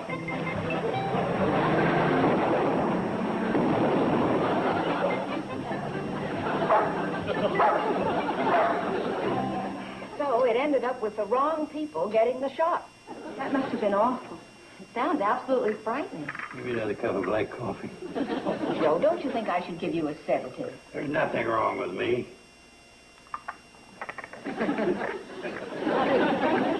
Chills. Well, at least we tried. I had Jasper right in the palm of my hand until that Claude showed up. Claude? I remember him. He was in the 6th grade with me. And 2 years later, he was in the 6th grade with me. Maybe if we tried to work through him. What do you mean? Well, suppose we could get Claude to take his flu shot. Then his father would see that there's no harm to it, and we could get the rest of them. Right, Janet? Yeah. You're not Janet. Well, I admit it does sound like a possibility. Do you think you can get around this Claude fellow? Are you kidding? See that? That's what you're going to wrap him around, eh? Well, if we can't, we ought to turn in our girl badges.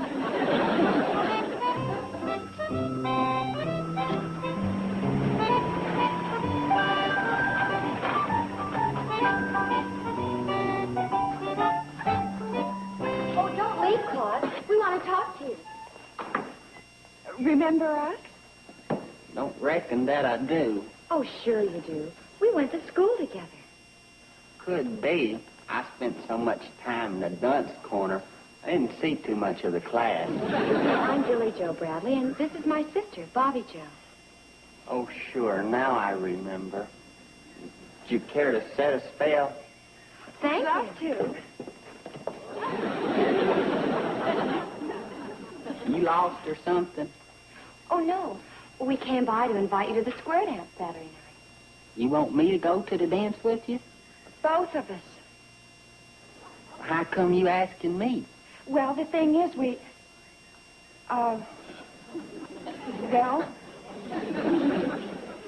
Oh, haven't you heard? Most of the other boys have come down with the flu. Flu? But they wouldn't have gotten the flu if they'd had their inoculation first. They're inoculate what? Inoculation.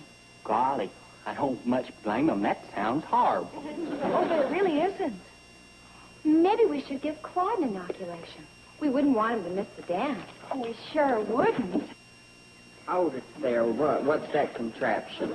This is what we use to give flu shots. Where? In your arm. Roll up your sleeve. But that thing there looks like Ma's darning needle. Oh, don't worry. It won't hurt that much. Especially a strong, muscular arm like yours. I got that pegging rocks at Rabbit. What's that there stuff? Alcohol. It sterilizes the skin. Gets rid of all the germs. Alcohol does all that? That's right. Well, I'm glad to hear that. My pappy's got the healthiest stomach in the whole county. Okay, Claude, you ready? Hold it right there. Oh, hi, Paul. What's going on here? I'm getting what is it that I'm getting? An inoculation. Oh, no, you ain't. I'll give you just 10 to get your hides out of here. Count for me, Claude. Oh, but Paul. I said count. 1, 2, 3. Keep counting. I'm thinking. 6 guts. 7, Oh, 8. count, dog. Yes, the sickest is claw. I don't blame you, Gus. Them were mighty pretty girls. Petticoat Junction will return after these messages. For all the... Go on, just go in there and wait in the doctor's office.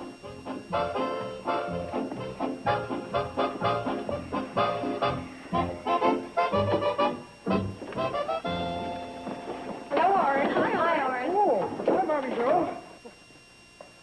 Doc, I just brought in another patient to be inoculated. Oh, that's fine. You certainly bring in more than your share. They do come of their own free will, don't they? Oh, sure. Where do you find them all, Orrin? Oh, out on my rounds. Some of them have too many fish in their creel, or they're shooting in areas that are posted. I let them know that if they'll get their shots, I'll put in a word with the magistrate to go easy on them. Oh, Orrin, that's bribery. Yeah, I guess if you want to label it, that's what you call it. Well, I suppose with the success, or rather the lack of it, that we're having with the Tweedy clan, I should be glad for every other one you bring in. The Tweedy's giving you trouble? Boy, that's the same as it is with me. If I go up there once a year with a citation, I go up there 12 times. Orrin, then you know how to handle them. Oh, well, I just said I go up there. I didn't say they accepted them. Yes, but he has to have respect for you as an official. Oh, sure. They got to respect this, all right. Start fooling around with the law, that's when they've gone too far. Well, then you're just what I'm looking for. They don't even... I am? For what? To go up there and order those people to take their shots. Order them? Or else. Or else? Or else you and I are through. Bobby Joe. I'm sorry, Orrin, but this is very important to me. To all of us, Orrin. Well... Boy, sometimes I wish you were an ugly girl. Come on, Doc.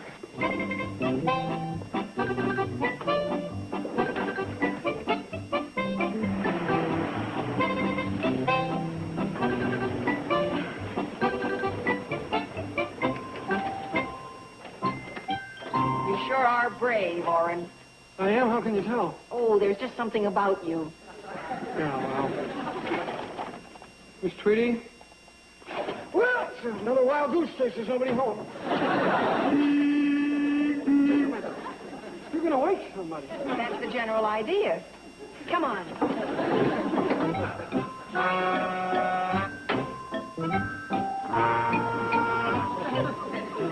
You're not afraid, are you? Well, then let's go.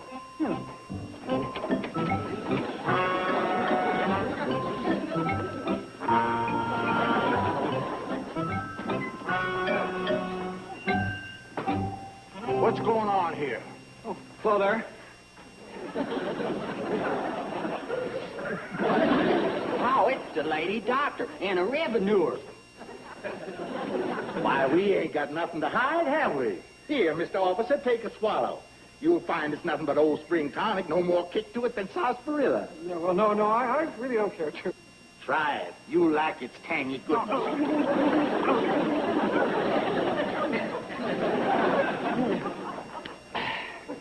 Proving, isn't it? It's not really why I'm here. It's not really why I'm here. See here. See. You tell him. Warden Pike is a duly appointed official of this county, and he is here to order you people to submit to inoculation. Is what? You heard her. I'm here to... You're doing fine. I told you once, no shots, and that goes for me and all my kinfolk. Now get. But, sir... I said get. And if you ain't out of here by the night, another batch of sarsaparilla's done. Oh, Gus, you take care. You good-for-nothing hound. Oh, well, that's all right. Claude, keep them covered till they out of sight. In yours, Paul. Now get. Hey, Doc, that old boy looks sick. Yes, he does. Better take a look at him, huh? Just hold it right there. Gus is all right. Mister, you don't know what you're talking about. I've been around animals all my life, and I know a sick one when I see it. You're to find Paul. You're going to catch it. What do you think? Well, he's run down. I think some B12 would help. You're going to be in big trouble now. I can't let you give Gus no shot. Now, you leave that dog alone, I gotta shoot you. Mister, you're not shooting anybody. There's a defenseless animal there, and he gets help whether you like it or not. Ready.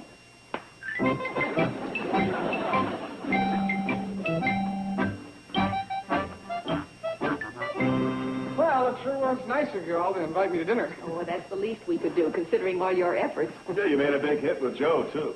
You're his kind of guest. One helping of everything. It's Jasper Tweedy. And the whole Tweedy clan. Oh, my gosh. Steve, push your can in front of the door. Or get your gun. Girls, barricade the kitchen. Where you go? Sure, it's my hiding place for everybody. Oh, forget it. I'll talk to him.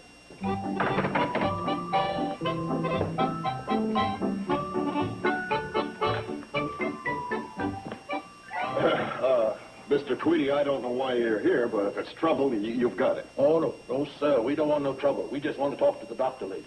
You do?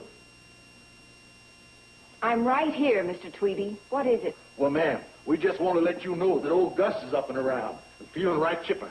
Oh, well, I'm very glad to hear it. And seeing as you did such a good job on Gus, I figure I can trust you with the rest of my family. You mean you're going to let me give them their flu shot? Just trot out your needle. Got every Tweety from the ridge out here. Oh, splendid. How many would that be? What? How you doing with your count? I've counted my fingers and my toes twice already. That's 15 right there. Oh, at least. Well, girls, scrub up. It looks as though we have a lot of work to do. Would you like to be first, Mr. Tweedy? Well, I'll tell you what.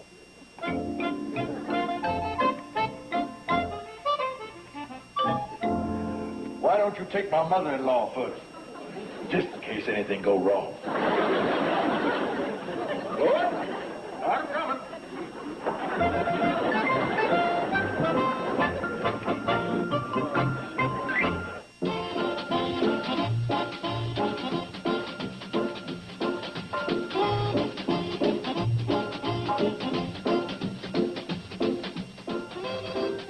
All right, soldier, drop and give out 6 hours, that is. Watch Sunday in the Barracks, a whole morning of Hogan's Heroes and the Phil Silvers Show. Tomorrow morning, starting at 6 a.m. Eastern, 3 Pacific, right here on TV Land. Now stay tuned for Green Acres as Hooterville Saturday continues here in TV Land. Come ride the little train that is rolling down the tracks to the junction. Forget about your cares, it is time to relax at the junction. Lots of curves, you bet, and even more when you get to the junction. Petticoat Junction. There's a little hotel called the Shady Rest at the junction. Petticoat Junction. It is run by Joe. Come and be his guest at the junction. Petticoat Junction. Here's our lady M.D. She's as pretty as can be at the junction. Petticoat Junction.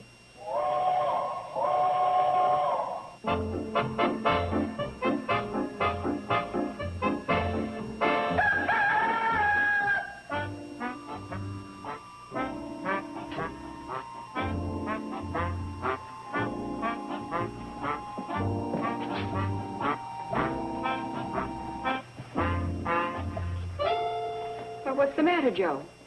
I'm waiting to get in the bathroom. Oh, is someone in there? No.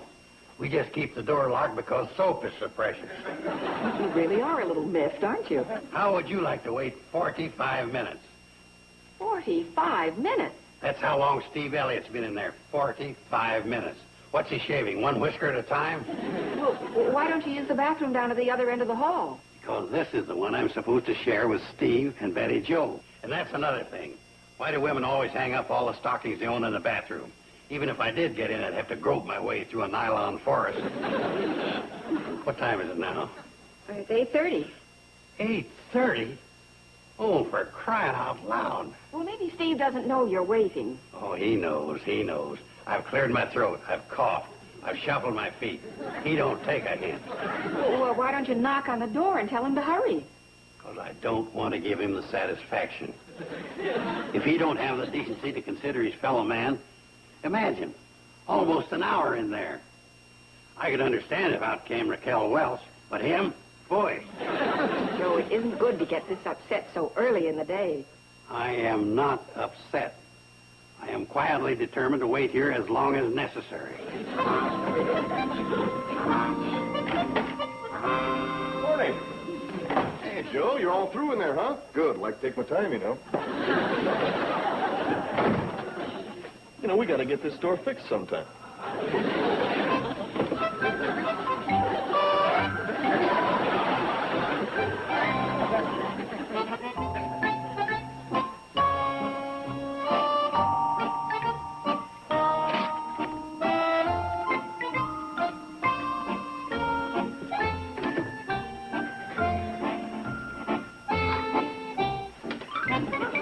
I'll see you tonight, darling.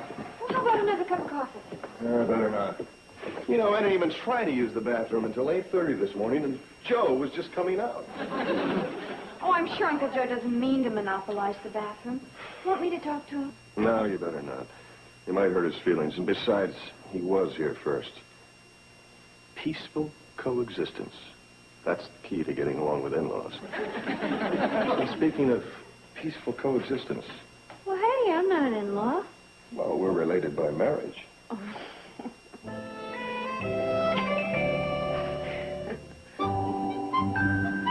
Where are you going?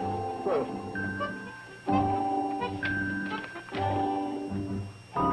How about staying out of the bathroom once in a while so I can get in there? look at the way it's signed. Anonymous. What do you make of that? Well, I say somebody's in the way around here. Us. Oh, Steve. No, I mean it. I've had this feeling ever since we moved in. Oh, it'd be fine if our rooms were completely separate, including the bath, but this way we're just falling all over each other. What do you think we should do? I don't know.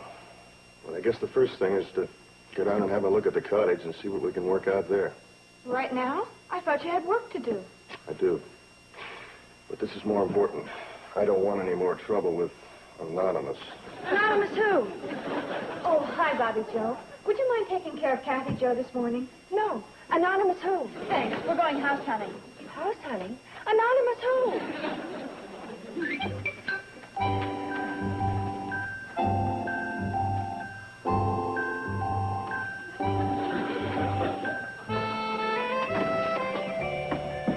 Honey, there's no getting around it. We've just got to enlarge it if we want to move back in. I know. What's the matter? I always feel this way whenever I visit our little honeymoon cottage and think of somebody else living in it. Yeah, but honey, we did put it up for sale. I know. But I wouldn't want anyone else to actually buy it. Well, maybe I'm being silly. I think you got it. You don't have to agree with me. I'm sorry, honey, but we just got to sell this one if we want to buy a larger one.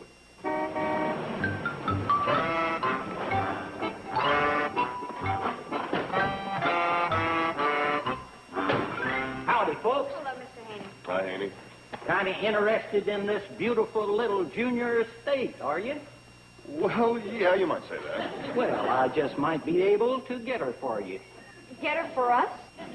Of course, places like this are scarce, mighty scarce. And what with inflation and spiraling prices and increased demand, you've got to just figure on paying a pretty penny for a garden spot with such an ideal location. We do, huh? Of course, with me as your broker, I'll see that you get the best possible deal. There's nothing I like better than beating down those money-grabbing property owners. I fight them tooth and nail. Oh, yes, I know they're out to fleece innocent kids like you, but I know how to handle them. I know how to hit them where it hurts and knock them to their knees and make them realize that there's more in life than the almighty dollar. Mr. Haney, we're not interested in buying this place. Oh, you're not? No, we're not. We're trying to sell it. You are? Don't you remember us? We're the Elliots. We own this place. We hired you to sell it. Yeah, and we're not seeing too much action either. Well, of course, now you got to realize that places like this are a drug on the market. And what with deflation and prices going down and the supply exceeding the demand, and not to mention the bad, out-of-the-way location, you got to just figure on getting whatever offer you can for this place. Mr. Haney, what about inflation, spiraling prices, and increasing demand?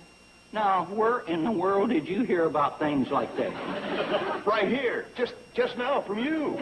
Well, it just shows you how quickly things change. Well, I got to be rolling along. I got a lot of listings to look after. Hey, Haney, wait a minute. You say you got other listings? Yeah. What'd you have in mind? Oh, well, we kind of thought we'd like something with a little... I got just the thing. Climb in and you can read about it on the way.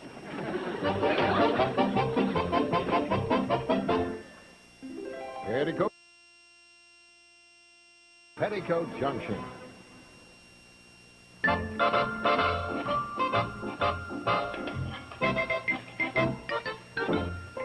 Now, here's where I show you the whole secret of my success as a fisherman.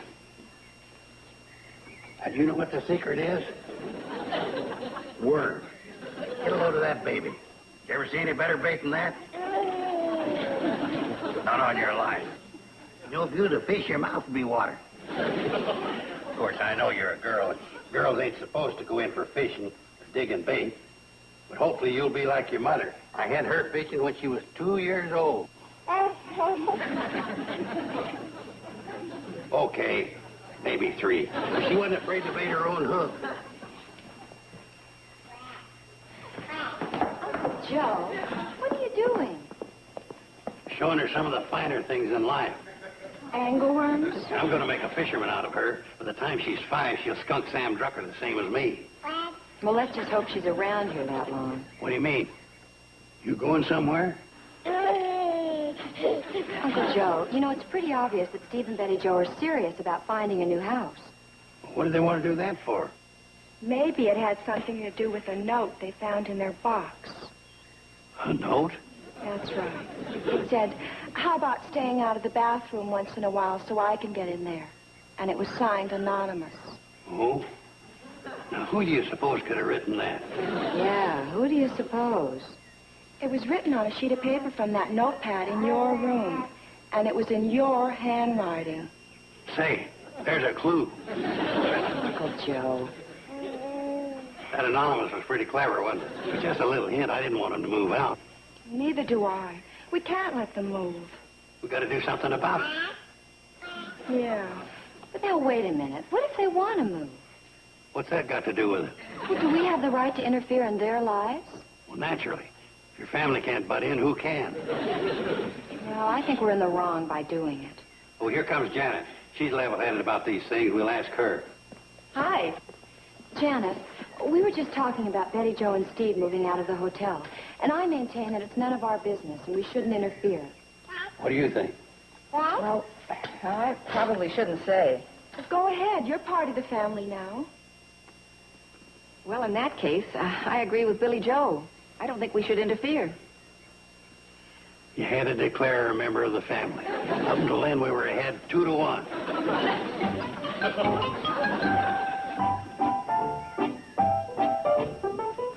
This is a part of this business that I like. Finding a little nest for lovebirds. That's what I call little families like yours. Actually, I got into this business for the sheer pleasure of helping others. I could care less about whether I make a profit or not. Incidentally, it's 10 cents a mile for the car. You comfy? I hope we'll be there soon. Oh, very soon. It's only about another 15 cents. And be prepared for a big thrill.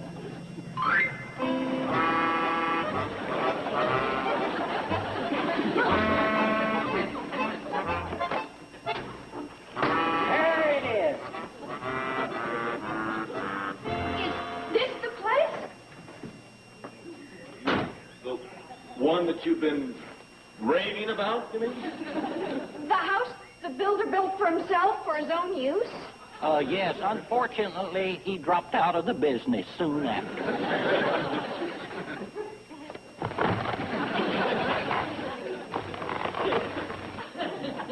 I think I know why.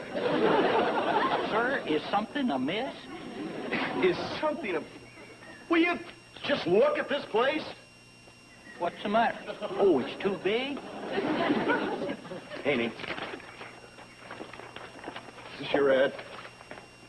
Yeah. Read it.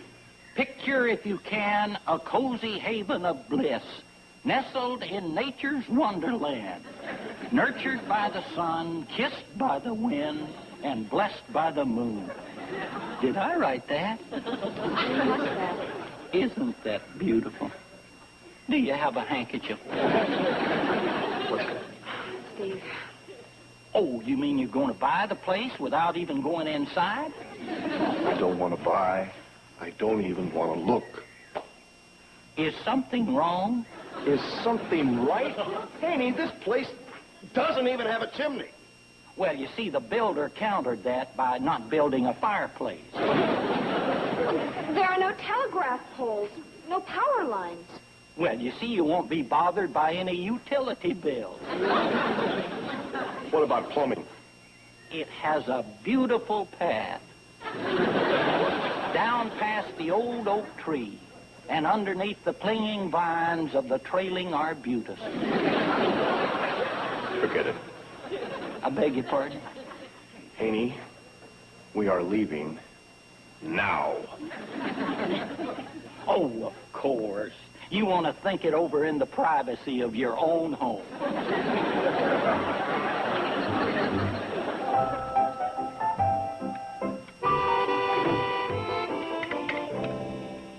How was the house? Oh, boy, do they look miserable. Well, I'm glad we're making somebody happy. Oh, I didn't mean it like that. I just meant, you didn't see anything you liked, huh? Not yet. We'll keep looking. We're bound to find something. Now, wait a minute, Steve. I don't understand where you're thinking about moving in the first place. You don't understand. You? Is there something you don't like? This is something I don't like. Do you remember the deal about the bathroom? Oh, the one where old Anonymous got so excited. That's the one. Well, now listen. Bathroom ain't much to have an argument over. Gosh, if that's all that's eating at you, forget it. Joe, it is not eating at me. I'm not the one that got excited. Oh? Are you sure? Yes, I'm sure. See, you're excited. Now, don't give up. I've got a cure for all this. Are you serious? Sure, I'm serious. The whole thing came about because we had a shortage of bathrooms, right? Right. Well, that's simple. We'll just add another one. Another bathroom? Are you kidding? Sure, I'm not kidding. Isn't that expensive? No, I'm the GM, that's general manager. I can make improvements on the hotel anytime I want. Besides, I can get a deal. I happen to have connections. You're not kidding, Uncle Joe? Why should I? Consider it done. Oh, you're wonderful. Perfect uncle. Oh, it ain't nothing that Hilton or Statler wouldn't have come up with.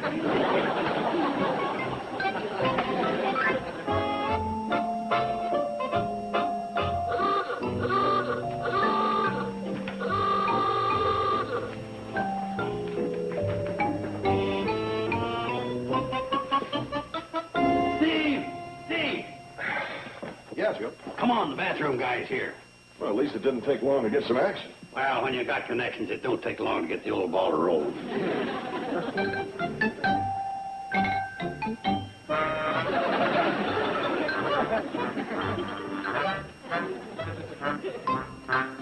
Oh, howdy, Mr. Elliott. Oh, Haney. You know him? Slightly. You're the guy that's going to construct our new bathroom? Oh, no, sir. That helps. Hello, gentlemen.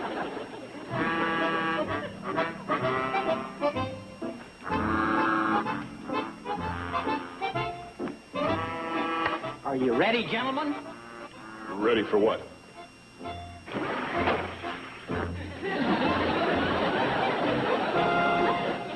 Kid Joe? Honest, I didn't know. No wonder he made such a good deal. Ain't he? This ain't exactly what I had in mind. More beautiful than you thought, huh? And it's the latest thing. You see that crescent? That is an exact replica of the moon, featuring the Sea of Tranquility. I'm not interested. But there's more. Now, this is a copy of a drawing as done by one of our illustrious astronauts as seen from the Apollo spacecraft. I don't care. That's un-American. Get out. Maybe you'd rather have stars. Out. How about a fleur-de-lis? Out. Maybe horseshoes or diamonds. Hey, how about a medical caduceus? Then folks will think it's a doctor's office. Oh, out. I can't believe this guy would do anything for a sale. Yeah.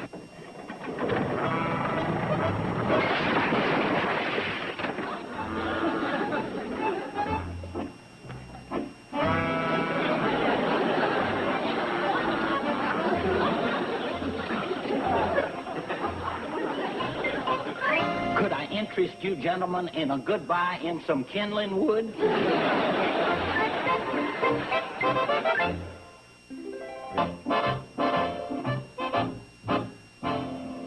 Here's one. Oh, but that's clear over in Riverdale. I know. Hey, that doesn't sound bad. And as far as my crop dusting is concerned, they've got a good airstrip there. Oh, why do you want to go there for? Well, it ain't a good climate. It's no good for kids. I think the kid he's talking about is 6 feet tall and answers to the name of Uncle Joe. I think you're right. However... Besides, it'd be a shame to break up these two. Look at them, just like two pals. Don't you guys? How many pals? Boy, 3 bedrooms and 2 baths sounds pretty good. All right. You can forget them ads. You'll have your bathroom. But, Joe... I made a promise, and that's the way it's going to be. Even if I have to do it myself. Which is probably the way I'll have to be. Boy, what a guy won't do for a girl.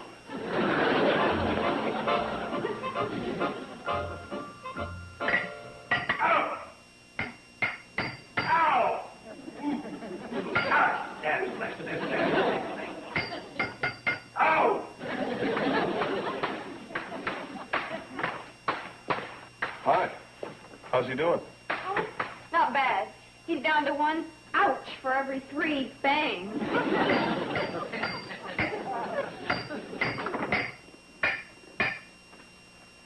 It's, locked. Uh-huh. All day long. Well, doesn't he ever come out? Well, only to ask if he's disturbing the baby. We're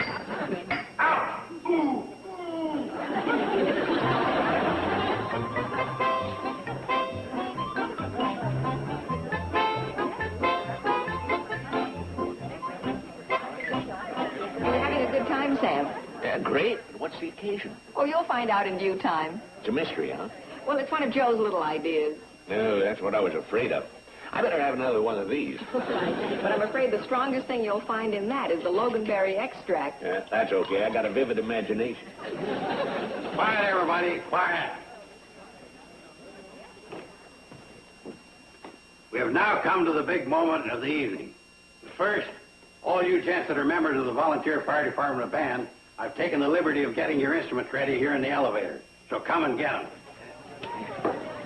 What's this all about, Joe? You just follow instructions. Steve, you'd better take the cymbals. Grandpappy couldn't make it. What's that, Johnny? Okay, you're hard.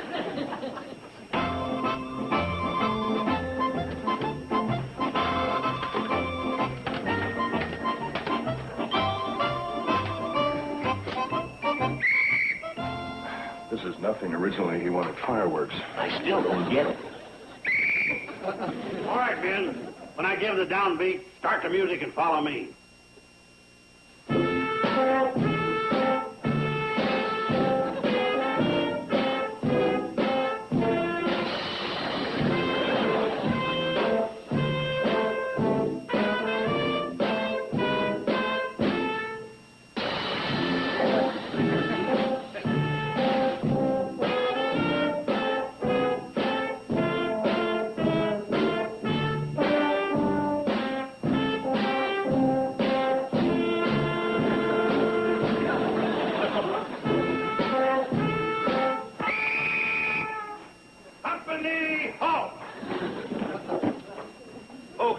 I guess you all wonder why I asked you here tonight. You're darn tootin'. This is the first time we ever held a parade in a closet. Now let's see, where was it? Oh, yeah, folks, this marks a momentous occasion in the life of the Shady Rest Hotel. Betty Jo, would you step forward, please? You have the honor.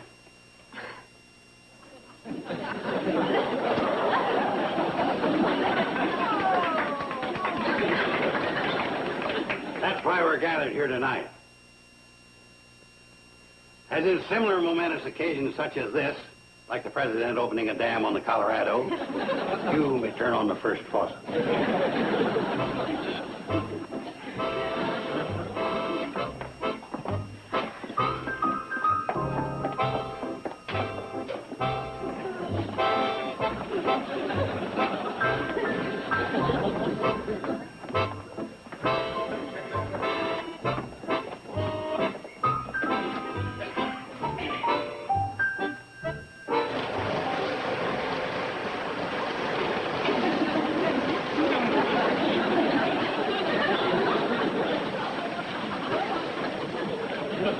Just needs a few adjustments.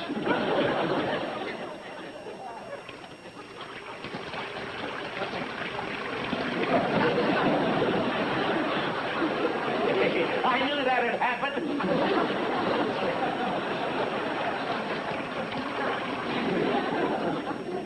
Oh, I think Joe did a wonderful job. Don't you, Steve? You're darn right. Well, just look at this beautiful medicine cabinet. Well, it's just...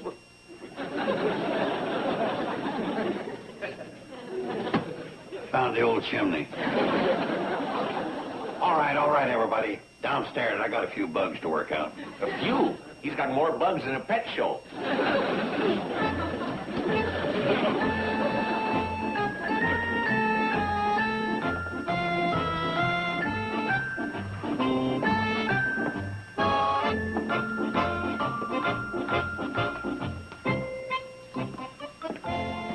Uncle Joe, I think it's wonderful. Thanks, Joe, but you really shouldn't have done it. Oh. Well, what I mean is, we couldn't possibly have moved away from here anyhow. Huh? Well, what would Kathy Jo do without her little playmate? Yeah. Old fishing pal.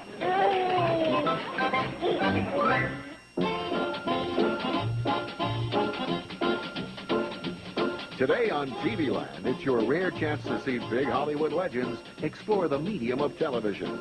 Our stars this week include Leslie Nielsen and Burt Reynolds on Big Stars, Little Screen. Our Saturday Cavalcade coming up at 12 noon Eastern, 9 Pacific.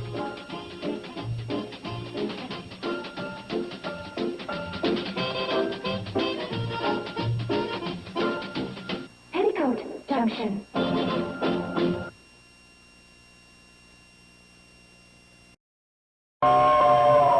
Come ride the little train that is rolling down the tracks to the junction.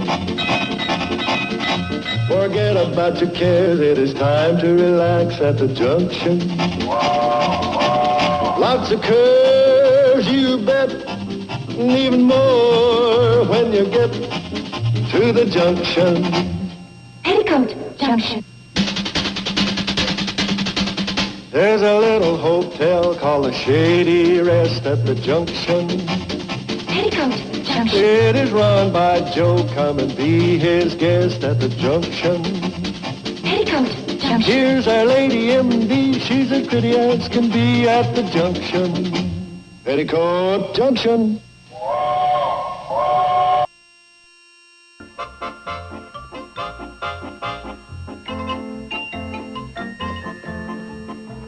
Oh, you got a pretty big load there. Right over here, honey. You're going to have to watch it. You'll strain yourself. That was heavier than I thought. Especially for a girl. Now, the next time you get that big a load, make 2 trips. You're very thoughtful. Uncle Joe, where should I put these? Now, put them up in the baggage rack. Easy now, easy. Hey, that's too much for one person. Steve, give her a hand here. Thank you. Don't mention it. How long? I hope this is the last of it. Me too. Oh, now, kids, I know it's a lot of hard work, But it'll be worth it once we get up there in the woods. We'll forget all about this struggle. Attaboy, Joe. Put it out of your mind. Right. Aye. She wanted to see what her mommy and daddy are going camping in. Oh, well, let the old man show you the inside. It's quite a rig, isn't it? Pride of the Pixley you drive.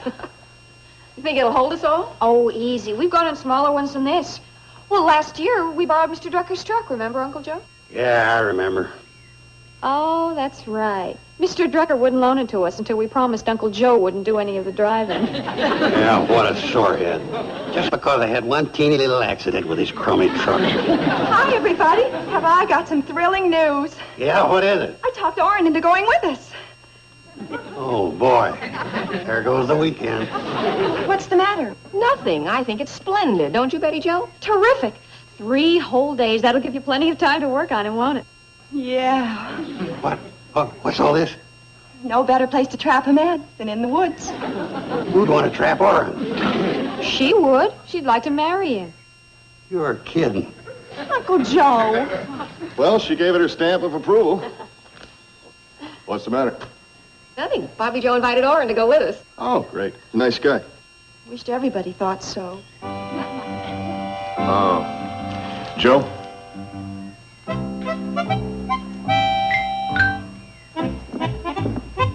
Look, Joe, I know you're not particularly fond of him. You can say that again. But he does have fine qualities. He's wholesome, clean-cut, honest, conscientious. I'm waiting for you to say pain in the neck. Then I'll nod.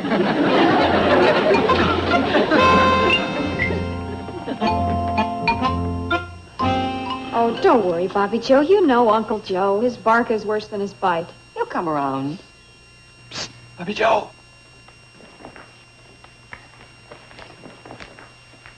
Did you break it to your uncle about me going along on the trip? I broke it. What'd he say? Well, he... I was afraid of that. Maybe I won't go. Orrin, come here. Hi, Betty Joe. Hello, Dr. Craig. Hi, Orrin. Orrin, you know you're welcome, don't you? Oh, sure. Sometimes I just get the feeling. Well, you are. We all want you, right, Janet? Right. Besides, this could be your chance to get on the good side of Uncle Joe. Oh? Well, he's never seen how you operate in the woods. Oh, yes, he has. That's how we met. I gave him a citation because he had too many fish in his possession.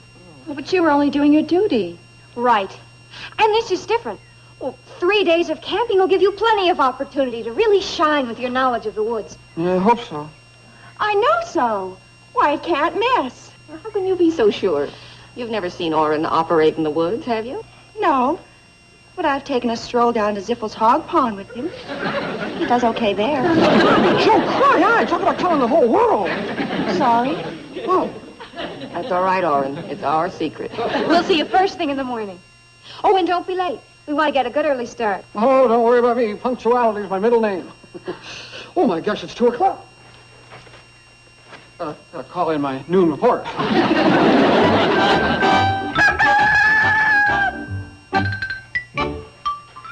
Where is that guy? You told him we're leaving the first thing in the morning. He'll be here. You never noticed me holding up the parade. Yes, how about that, Joe? For once, you're on time.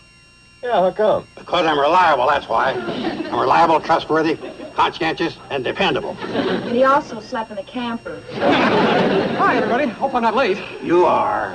Oh, well, I just got worried that somebody might have forgotten to get some insect repellent, so I ran into Drucker's store and I got some. Oh, for crying out loud. Well, that's better safe than sorry. Did you hear what he held us up for? That's a good thing, too, Joe. We did forget. Oh? Well, get aboard. I've never heard of this kind. I don't suppose you checked it out to see whether it's any good. Oh, sure. That's the latest kind. You just press that little button there. But before you do, you gotta be sure that it's not... facing right in the... What? The bugs are sure gonna hate you.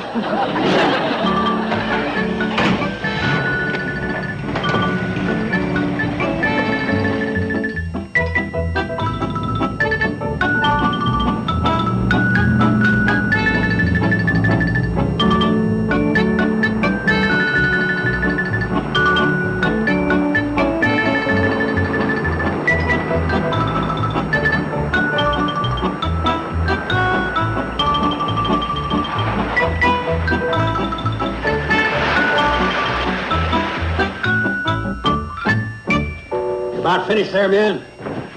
Yeah, that ought to do it. Fine. I'd like to have everybody around for a little powwow. Girls, Janet. Janet. Uncle Joe, could you please hold it down? We've just got the baby to sleep. Okay. Now, I'd like to lay down a few rules so we don't run into the usual pitfalls of camping out. Oh, that's very sensible, Joe. Naturally. Now, number one is dividing up the work. You girls can handle the cooking. Janet, you're in charge of first aid, bites, cuts, or anything like that. And Steve, you're in charge of getting the wood and the water. Norrin, you're in charge of keeping things clean and orderly, and that's all. Joe, with all those duties, aren't you leaving out someone? Oh, yeah, dog. You keep on the lookout for wild animals and snakes. Bark if any come around. Well, that wasn't exactly who I had in mind, Joe. You. Oh. Well, I guess all the jobs are taken. I'll just sort of supervise. Hey, dismissed. Sir? Yeah? Listen, as long as we're talking about some of the pitfalls of camping, there are a couple of things that wouldn't hurt to mention. Like what? Well, like reminding ourselves how very important it is not to leave food scraps around. Oh, we always clean up before we leave. Well, that's not the point, Bobby Joe. You see, food scraps attract animals. Now, ordinarily, I mean, animals aren't going to come around humans. But if there's food lying around, they might pick up the scent and come after it. That's a good point, Orrin. Yeah, you ought to get a merit badge for that. Now, if there's nothing else. Oh, but there is. What is it?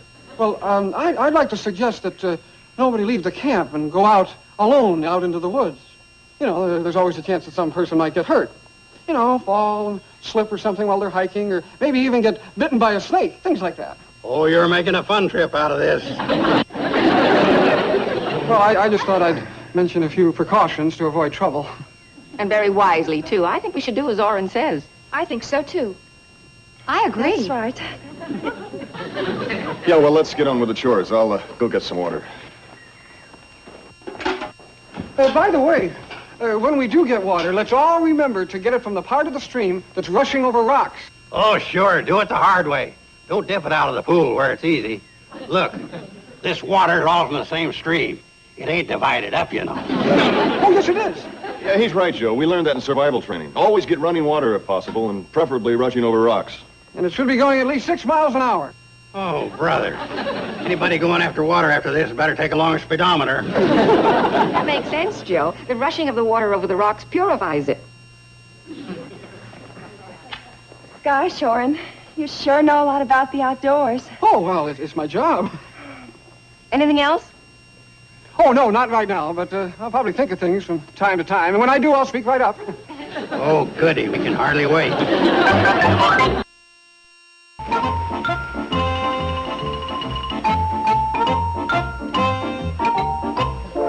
See, Kathy Joe? You thread the worm on the hook real careful so it'll look appetizing. Yummy, yummy.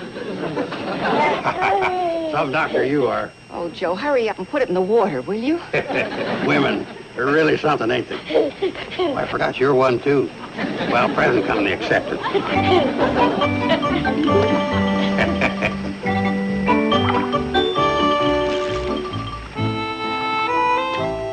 Isn't this great? That's what we needed to get away from everything. Hey, let's sit down here.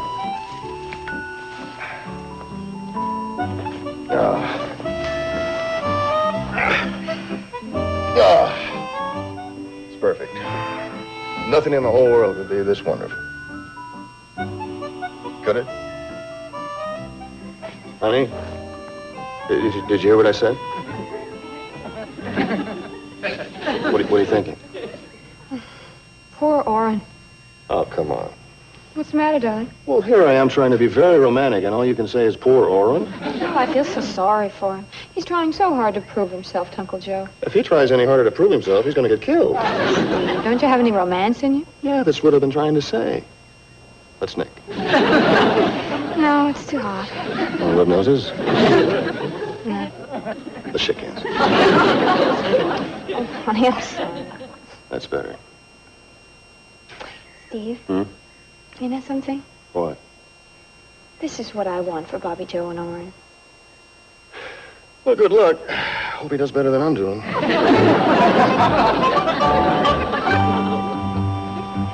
I know what it is. It's that Oren. He's jinxed the stream. Oh, now, Joe. Maybe you're using the wrong bait. What would you suggest? Marshmallows? Well, that's a good idea. Well, maybe they've had dinner and they want dessert.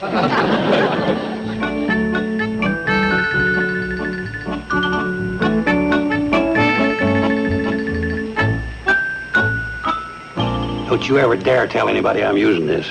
Cheese? What's wrong with using that? Well, that's the thing. Fishermen, real fishermen, sort of look down on it. Too easy, huh? Yeah, something like that. Hi.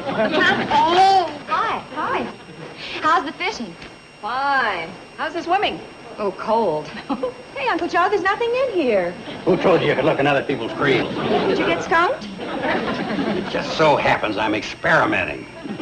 Are you trying it the hard way? No bait? Hi, everybody. Hi. Hi, Art. Boy, they're sure biting today, huh, Mr. Carson? He got skunked. I did not. He was probably standing upstream of churning up the water. No. That's downstream. I have no fish around here. Might as well go back to camp. Boy, you mean you couldn't even catch any with cheese for bait? Oh, I didn't mean that. I just meant that I didn't think you'd stoop to it. I didn't mean that either. I meant that, well, I didn't think you were one of those kind of fishermen. Let's change the subject. Yeah, and get back to camp. Hey, wait a minute. I think we got a bite. Not with that toy. You're hooked on a snag. Pull it loose. Come on, darling. Let's pull up our line. Oh, look. She got one. Look, honey, we got a fish. Oh, what a big girl. And she's only 1 year old. Hey, we ought to get a picture of this, and Mr. Drucker could put it in the Guardian. How about it? We get her with her fish, and you with your empty creel, and underneath the caption could read, "Baby girl skunks, veteran fisherman." Boy, that's a real human interest picture. The kind everybody likes to see. Well, almost everybody. Oh, my darling, oh, my darling, oh, my darling Clementine. You are lost and gone forever, dreadful sorry Clementine. Hey, we sounded pretty good. Oh, that's beautiful. Okay, now who's next? Oren? Yeah, come on, Oren. Hey, Oren, say, Great Dick. idea. You really mean it? Yeah. Sure, come on. Well, I just happen to have the old ocarina here. Oh, good. What'll it be? Blueberry Hill, Funiculi, Funicula? Just call out your request. So it's one of those two. Funiculi, Funicula is Uncle Joe's favorite song. Isn't it, Uncle Joe? Uncle Joe? Hey, look, he's doing his thing. Maybe we'd all better turn in. No offense, Oren, but it has been a rather big day. No, that's all right. The old ocarina will keep. Maybe I'll just practice up and give you a whole concert tomorrow night. Great. With any luck, we'll get lost in the woods. Steve, don't you dare get lost without me.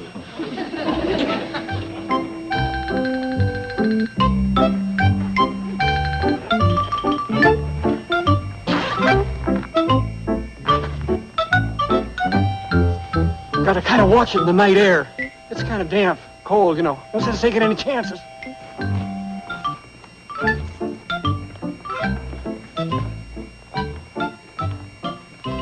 Bobby Joe, Yes, Oren? how am I doing with your uncle? Well, fishing this afternoon wasn't so good. But zipping him up so he wouldn't catch cold, that was a good touch. I'm sure he'll appreciate that. Yeah, I hope so. Well, good night. Good night.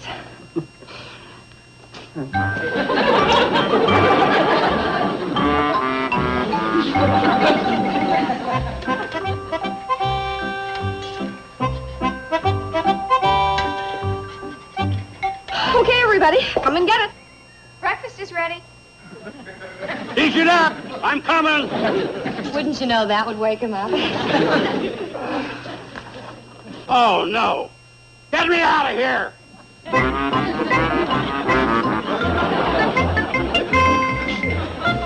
What happened, Mr. Carson? Oh, some darn fool zipped me into this thing. Oh, that was a precautionary measure so you wouldn't catch cold. You, huh? I might have known. We'll have you out of here in a jiffy. You ought to thank me for this. You had a good night's sleep. You could have gotten a chill, or caught a croup, or a lot of things. Yes, sir. The nights out here, they get Hey, Cole. Charlie, you know something funny? What? I think you're permanently zipped in here. It ain't funny. Come on, breakfast is waiting. Get me out of here. Got my jackknife here, and I'll just rip down the side. No. I borrowed this from Sam Drucker. He'd make me pay for it. What am I going to do? First things first. Get me to the food.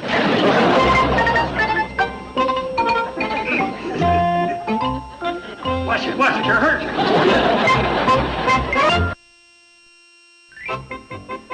Oren wants to leave. Can't we talk him out of it? Oh, forget it, Bobby Joe. The longer I stay here, the worse things get. Pretty soon your uncle won't let me see you again ever. Look, Orrin, why not stay in there and keep pitching? I mean, you can't do everything wrong. I mean, the odds are against it. Well, right now I don't even know what I'm doing, right or wrong. But where's Joe now? He's down by the creek fishing. That's it. Orrin, Joe hasn't caught a fish since he's been here. And you're 3 times the fisherman he is. Oh, well, no, never mind the modesty. You are. Yeah, well, that's only because I found this great spot where anybody could catch him. Well, then take him there. He'll love you for it. You really think that'll make a difference? Yeah, I know it will. You can't miss. All right. I will. Thanks. Hey, Steve, that's a great idea. It must be working, don't you think? Must be. Oren's been gone over an hour. Congratulations, Bobby Joe. Your troubles are up.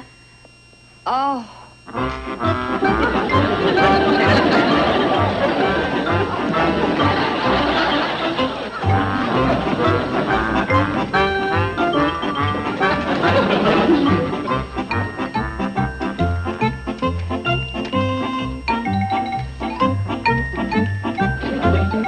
What happened? Well, I didn't know he was standing behind me until I made my cast.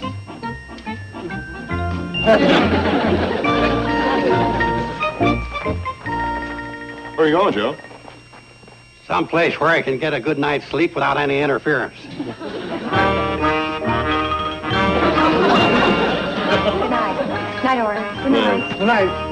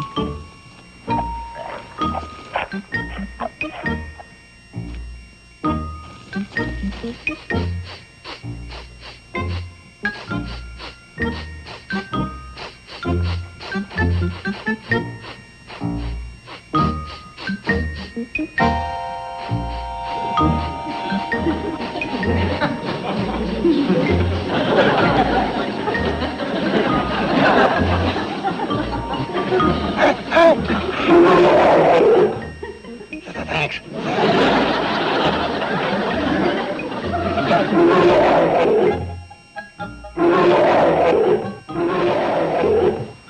Sounds like a bear.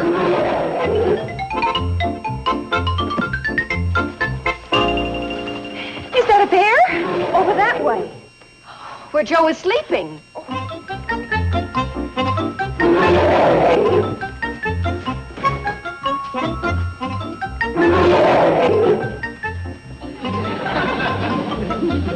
It is a bear. Oh. Uncle Joe, he's sniffing at your feet. Well, do something before he gets to the other end. Oren, you're a game warden. Do. Some game warden. Oh, look, I'll go get some flares from the camper. Maybe we can scare him off.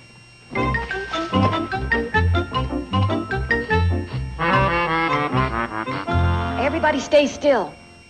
Uncle Joe, don't do anything to irritate him. Tell that to him, not me. Poor Uncle Joe. Hurry, Steve.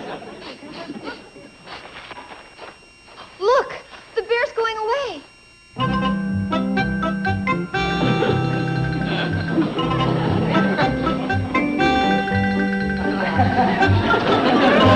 Oh, Joe, that was close. What happened? Well, for some reason, the bear just walked off into the woods. Well, if your best friends won't tell you, a bear will. everything okay? Oh, here's our brave game warden.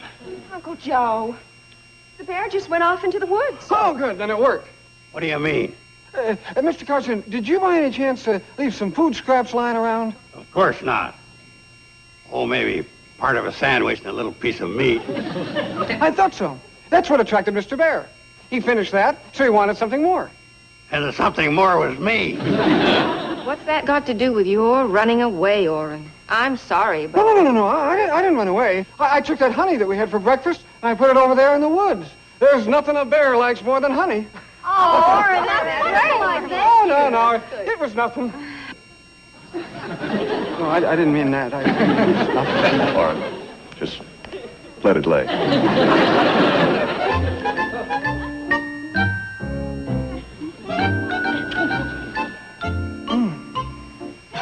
Well, I always kiss people who save us from bears.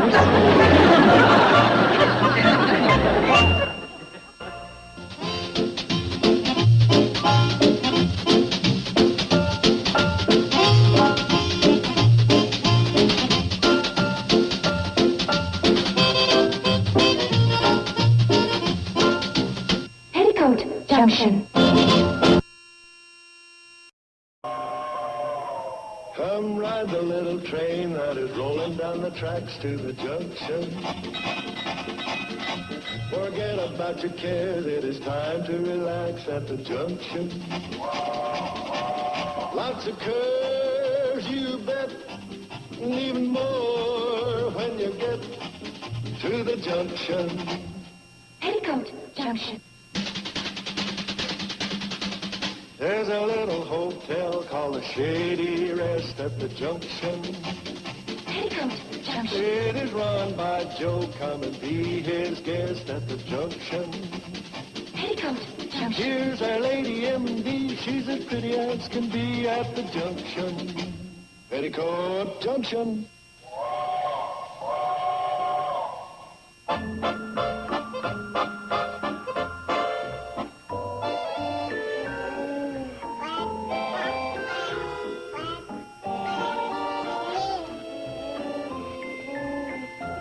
Isn't she adorable?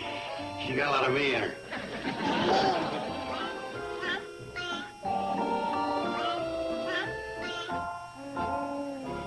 You know, it's hard to believe that she'll be having her first birthday party tomorrow. Now, take it easy, darling. You've had a hard day. Which darling are you speaking to? Good question. I think she can wear him out. Any word from Billy Joe? Not yet. I hope she can make it tomorrow. Oh, don't worry. She'll be here. Well, why shouldn't she? Well, Uncle Joe, she does have her career to think of. What's a career compared to my grandniece's first birthday?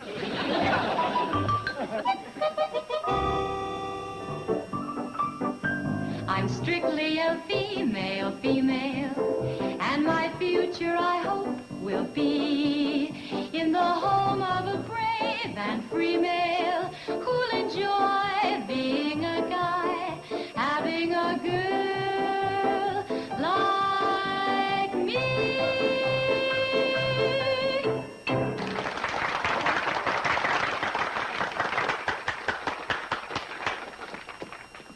Oh, they liked me. More important, he liked you.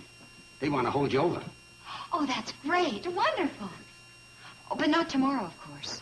What do you mean, not tomorrow? Of course tomorrow.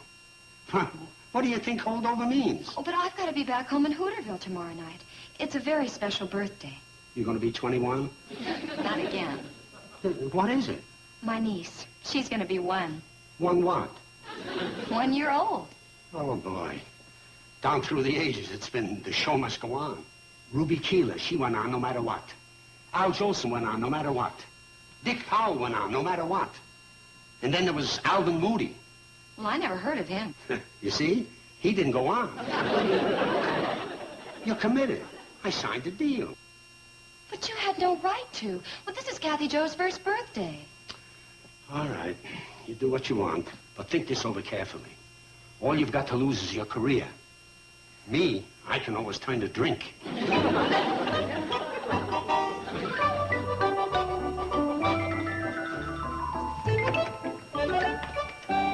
Oh, hi, Betty Joe. Is Steve around? He's up in bed. In bed? Sick? Oh, no, he's just taking the day off to celebrate Kathy Jo's first birthday. Oh. You are coming to the party, aren't you? Oh, you betcha. I wouldn't miss that if my life depended on it.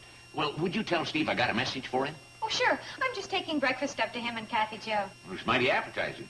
Hope Steve enjoys the bone. You should see them all in bed. They make quite a trio. Yeah, I can imagine. Oh, is Doc Craig around? Oh, no, she had a lot of calls to make. In fact, she's been so busy, Bobby Jo's been giving her a hand. Yeah, she's been going full steam lately. Well, I got an urgent message for her, too. I'll just leave it in the box.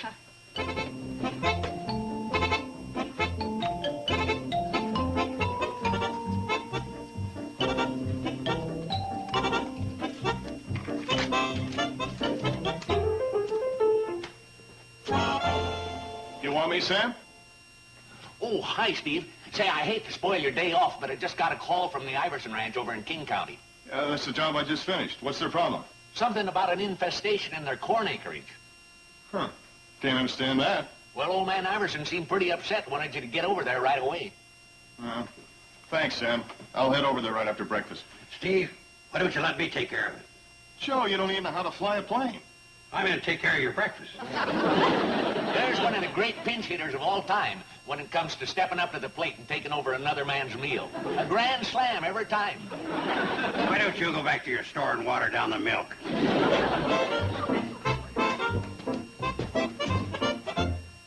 Oh, hi, Doc, and Doctor's assistant. Hello, Mr. Sam. So I left a message for you in your box at the desk. Charlie Hanks called, said Mary thinks this could be the day. Oh. Yeah, he just wanted to make sure you were on tap. You know Mary, when she has young'uns, she has them fast. Well, you tell him not to worry. I've already arranged with Wendell to give me a signal on the cannonball whenever we're needed. Oh, good. I'll see you at the party tonight. Bye. How do you like being a doctor's assistant? It's the most satisfying work I've ever done. Oh? It gives you such a wonderful feeling when you know you're helping humanity, alleviating suffering, making the world a better place for mankind. Well, we're out for a big day on the town. Oh, what's all this? Oh, it's a special treat for her birthday. Uncle Joe's taking Kathy Jo into Pixley. And she gets to pick out her own present. Anything she wants, she gets. Anything. I'll keep my fingers crossed for you, Uncle Joe. He'll just die if she doesn't pick out an electric train. Oh, I'd settle for a wind-up. Well, you two have fun. And don't forget to be back in plenty of time for the P-A-R-T-Y. Bobby Joe, you don't have to spell out the words. I caught on to what you were talking about all the time. Well, see you later. Bye-bye. Bye. There goes quite a pair.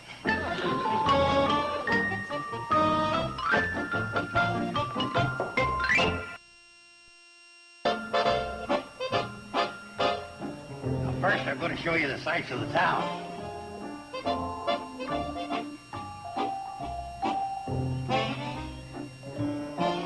Kathy Joe, how about some ice cream before we start on our journey? Good, you're my kind of niece. Boy. Yes, sir. Couple ice cream bars. We have chocolate and vanilla, sir. Give me chocolate. How many, sir? 2.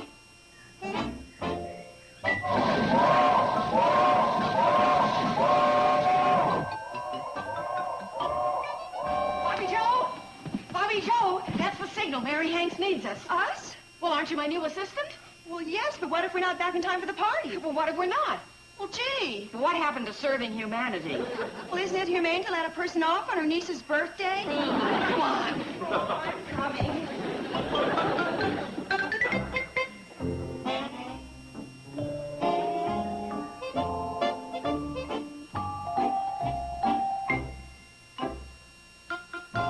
Kathy Joe, how'd you like a nice new fish pole for your birthday? A reel. New tackle box. Oh, okay. I don't blame you. It's just that I'm surrounded by women out there at the Shady Rest. I was sort of hoping I'd get me a fishing buddy. But you can't help it. We'll get on down to the toy store. Remember, I'm keeping my promise. You can pick out anything you want. Anything. Oh, now you wake up. Just like a woman.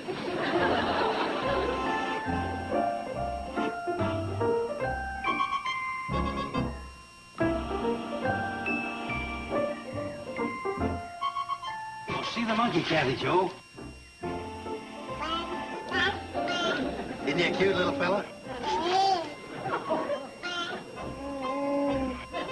Wave bye-bye. Wave bye-bye. All right, now we'll go get Kathy Joe's birthday present.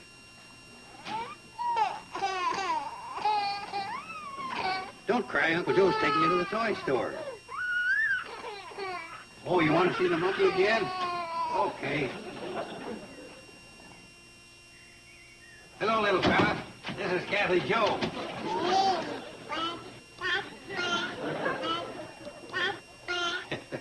Well, on to the toy store. Kathy, don't cry. We're going to get you a doll. Or maybe a panda bear. Or a wagon. Or... Oh, no. Don't tell me you want the monkey. Well, I asked for it. So I'd get you whatever you wanted.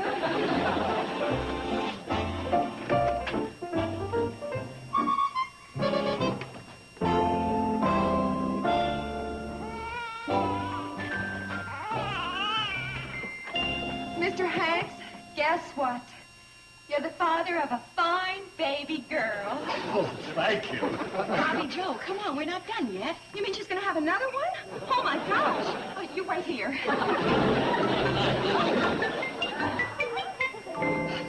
Don't worry, you'll get some. In fact, we may be the only ones at the party the way things are going. Oh, that's okay with you, huh? That way you'll get more. You sound more like Uncle Joe every day. That's Steve.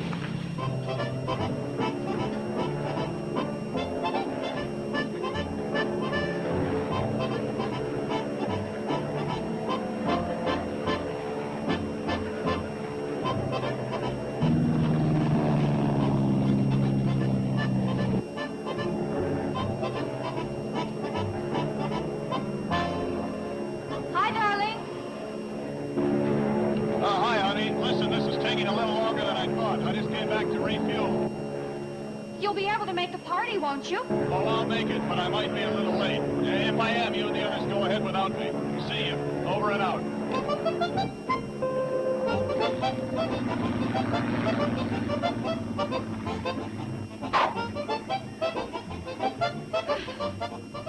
Who wants us to go ahead? Well, I hope things are working out better for Janet. Mr. Hanks? Oh, congratulations. You're the father of 2 fine baby girls. Bobby Joe. Oh my gosh. Where'd you go?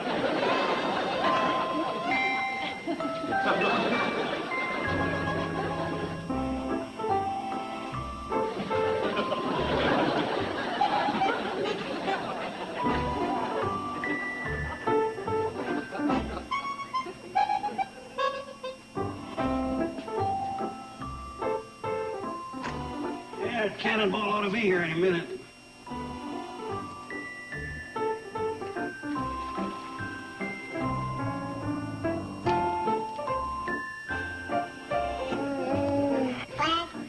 I'd give you some, but I'm afraid your mother would object.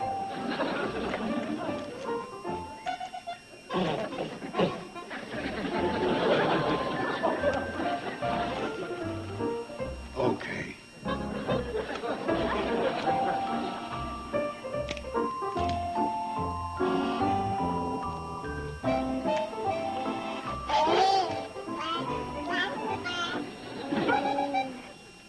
Kathy Joe, I'm afraid we got ourselves a moocher.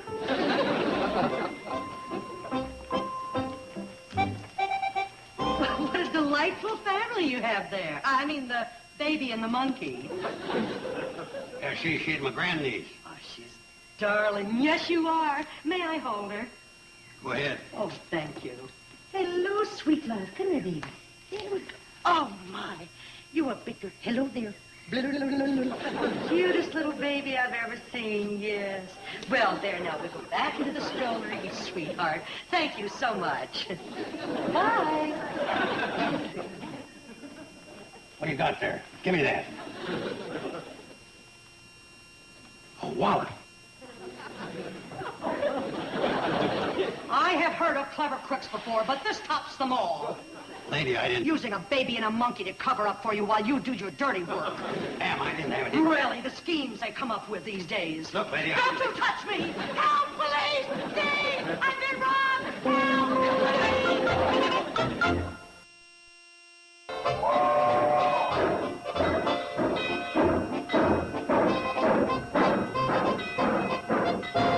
Hi, everybody. I'm back. Betty? Bobby? Anybody?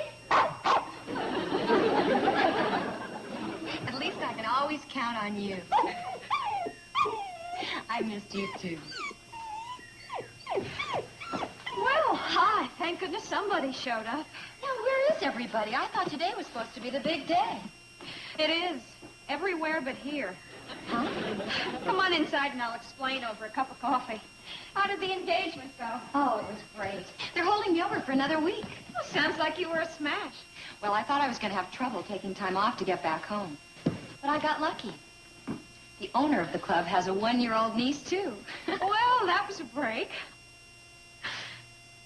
Say, did you happen to go by Drucker's? I thought sure he'd be here by now. Oh, poor Sam. He was all ready to leave when a case came up in his Justice of the Peace Court. All right, Albert, you're charged with intoxication in the limits of the township of Hooterville. How do you plead, guilty or not guilty? Guilty? Thank goodness for that. I haven't got time to fool around with a long trial. 5 days or $5. I'll take the 5 days. I'll write up the receipt. You'll what? I'll take the 5 days. I ain't got $5. Doggone it, Albert, you're the Pixley Town drunk. Why'd you have to come over here to do your thing? Well, I won't do it anymore. Booze is high in Hooterville. Well, have you got any money? No. I can't keep you in custody here. I have a party to go to. Now what am I going to do?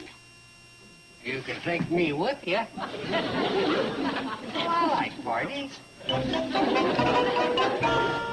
Well, Mr. Hanks, I hope that you and your wife have a lifetime of pleasure with Cynthia, Diane, Charlie, and Richard. Sure we will. Thank you. It's been fun. I mean, call us any time. I mean, goodbye.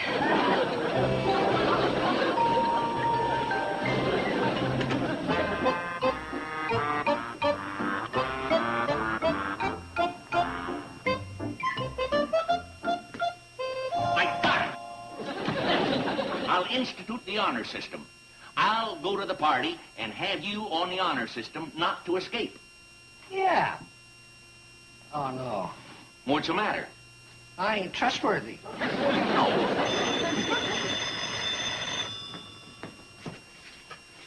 Hello? Joe, where are you? Sam, they only let me make one call. I made it to you. I'm in the Pixley jail. The Pixley jail? Oh, come on, you're kidding. It ain't a laughing matter. The bum rap. The chimp did it. Oh, it's a long story. I'll tell you later. You got to get me out of here. Look, Joe, I got my own troubles, and... Hey, wait just a second. Put the sheriff on the phone. He wants to talk to you. Yes, Drucker. You darn right he's here. You got who? That drunk. Now, what's that got to do with... You want a what? That's right. Have an exchange of prisoners. Oh, doggone it, countries do it. You any better in a country? It's all yours. Thanks, Sheriff. Come on, Joe. Wait a minute. Are you kidding? Trading me for the town drunk? I'm insulted. Okay, I'll just take Kathy Joe and the monkey. You can stay here if you want. Oh, no. I said I was insulted, not stupid. Come on, now.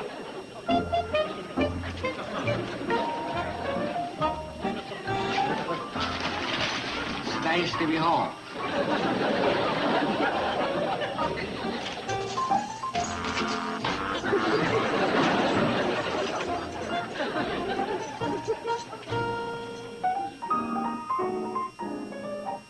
Hey, look at her, ain't she pretty?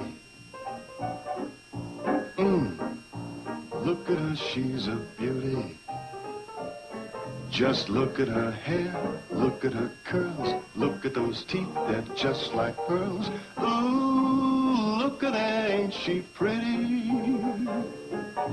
She looks like a beautiful wax doll. And you are bound to fall. Well, I like your dress, I love your nose. Look at that smile, get a load of that pose. Ooh, look at that, ain't she pretty? Oh, yeah.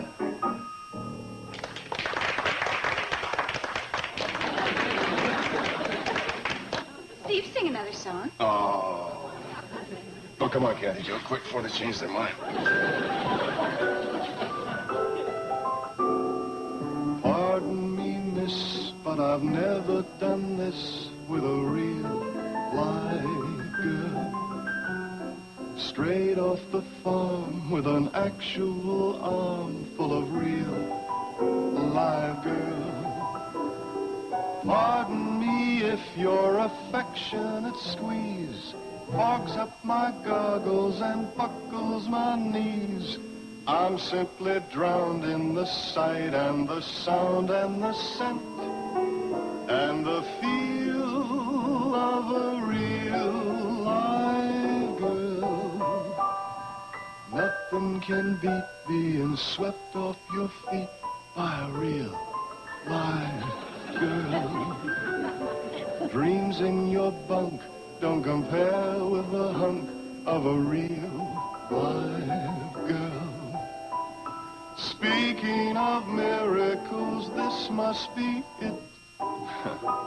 Just when I've started to learn how to knit, I'm all in stitches from finding what riches a waltz can reveal with a real live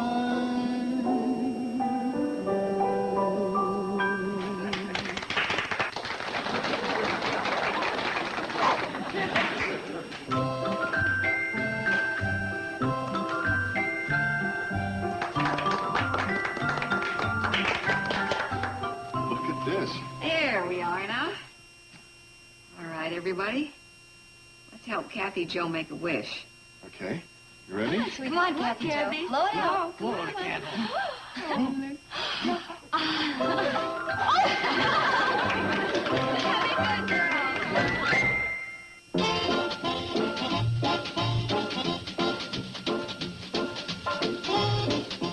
Happy anniversary, TV Land! Happy 5th anniversary, TV Land. Happy 5th anniversary, TV Land, and thanks for the bread on my table.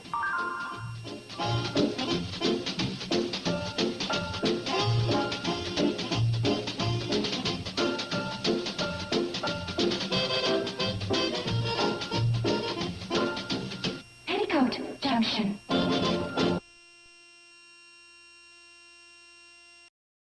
আজকে শুরুটা মিষ্টি মুখ দিয়ে হলো, মানে sweet dessert খেয়ে একদম পুরো ফিদা হয়ে গেলাম। ভয় পাচ্ছি আপনার জানকে যে চ্যালেঞ্জ করেছি।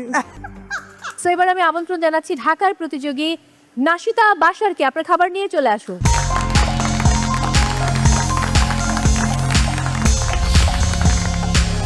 আমার আজকের recipe green apple and banana toffee pie with orange honey ডার্সন।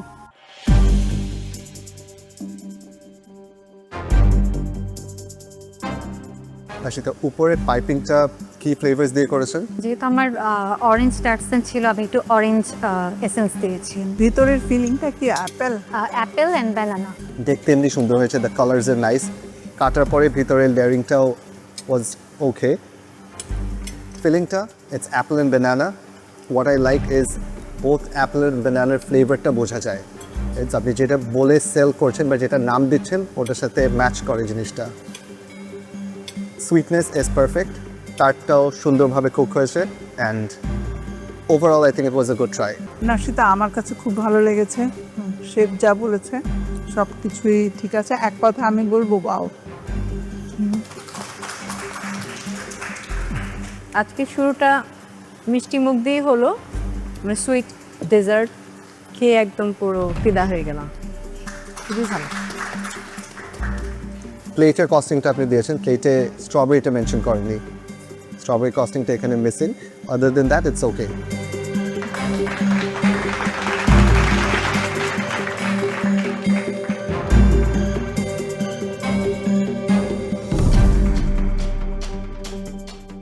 এবারে জয়পুরহাটের কুমু, দেখা যাক তার রেসিপি কতটা টেস্টি হয়েছে। চলে আসুন।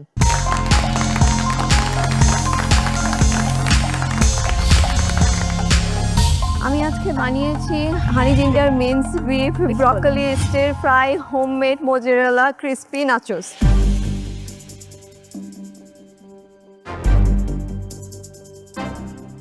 কুমু, এই তিনটা কি? তিনটা সস বানিয়েছি।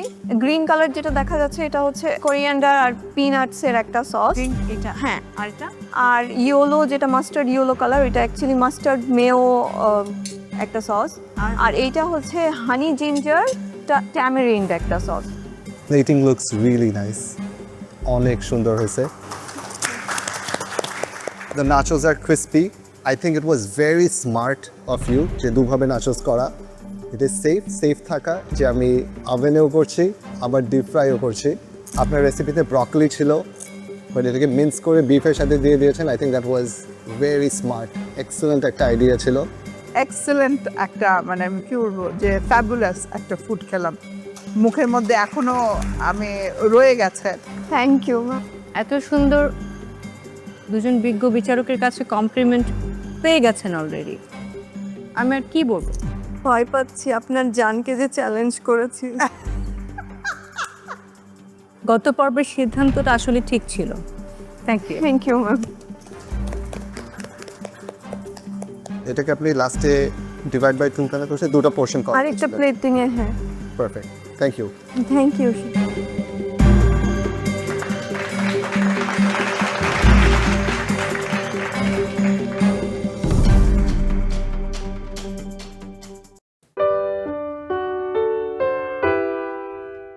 সবচেয়ে বেশি এক্সাইটেড ছিলাম আপনাদের রেসিপি ট্রাই করার জন্য, বাট ফর সাম রিজন আজকের রেসিপিটা পারফেক্ট হয়নি। আমি বলবো না খুব খারাপ, প্লেটিংটা খুব সিম্পলের মধ্যে ভালো লাগছে। ঘি ভাতটা আমার কাছে সবচেয়ে বেশি ইন্টারেস্টিং লেগেছে। নারায়ণগঞ্জের নিশাদ, বরিশালের নওশিন।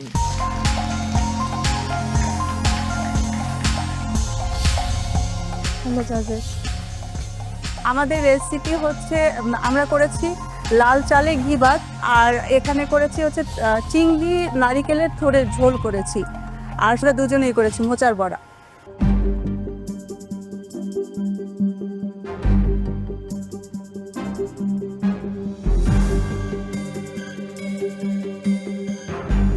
আচ্ছা, এইটা কি প্রনের যেটা করা হয়েছে কারি না?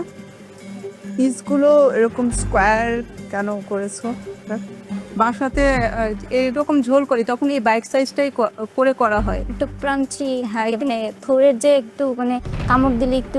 সাধারণত হয় একটু পাতলা পাতলা স্লাইস, এটা কিন্তু বেশ মানে কিউব একটা সাইজ, বেশ ক্রাঞ্চিনেস আর অনেক বেশি। কি ফিশ ডিপটা দিয়েছি আমরা, বিফ কিমা দিয়েছো? বিফ কিমা আর কলার মোচা। কলার মোচাটা আমরা হচ্ছে প্রথমে কলার মোচার ভিতরে তো একটা মানে এর মতো থাকে, কষ থাকে বা যেটা থাকে, এটার জন্য আমরা একটু হলুদ আর লবণ দিয়ে মাখায় রেখেছিলাম। দেন হচ্ছে এটা একটু ব্লান্স করে তারপর ব্লেন্ড করে নিয়েছি। সাথে একটু টেস্ট আনার জন্য আমরা অল্প পরিমাণ কিমাটা ইউজ করেছি। ভালো ছিল, কিন্তু আমার কাছে কিউবটা মনে হয় যেন কিউবটা না দিয়ে পাতলা স্লাইসটা খেতে মুখে ভাল লাগে। কিউবটা অনেক বেশি পরিমাণে ক্রাঞ্চিনেস আছে, আর যেহেতু প্রনটা সফট, দুটোর মধ্যে আমার লেমনের ফ্লেভারটা, পাতার ফ্লেভারটা অসুবিধা লাগছে। Okay ma'am, thank you. তারপরে গুড ট্রাই হবে। টিম এফ, আমি আজকে সবচেয়ে বেশি এক্সাইটেড ছিলাম আপনাদের রেসিপি ট্রাই করার জন্য, বাট ফর সাম রিজন আজকের রেসিপিটা পারফেক্ট হয়নি। আমি আর কি বলবো, মানে যেখানে আপনি টপ স্কোরার ছিলেন আর আপনি নিজেই আপনার পার্টনারকে বেছে নিয়েছেন আর আপনার অনেক সুযোগ সুবিধা ছিল, সেখান থেকে দুজন মিলে দুজনের কম্বিনেশনে, আন্ডারস্ট্যান্ডিংয়ে এই মহামঞ্চে এসে আরও একটু মানে থাকে না, আশা বেড়ে যায়। আপনাদের প্রতি সেই আশাটা বেড়ে গিয়েছিল। আমি বলবো না খুব খারাপ, প্লেটিংটা খুব সিম্পলের মধ্যে ভালো লাগছে। ঘি ভাতটা আমার কাছে সবচেয়ে বেশি ইন্টারেস্টিং লেগেছে। বড়াটা সল্টটা ব্যালেন্স হলে এটা খুবই একটা পারফেক্ট বড়া হতো, কারণ এটার মধ্যে মনে হয় একটু লেমন পাতা দিয়েছেন, তাই না? একটু লেমন জেস্ট দিয়েছেন, এটার ফ্লেভারগুলো আসছে, মুখে পাওয়া যাচ্ছে। জাস্ট সল্টিটা একটু বেশি হয়ে যাওয়াতে সব কিছু মিলিয়ে কেমন যেন একটা হয়েছে। Thank you. কস্টিং ঠিক আছে নিশাদ? থ্যাংক ইউ নিশাদ এবং নৌশিন।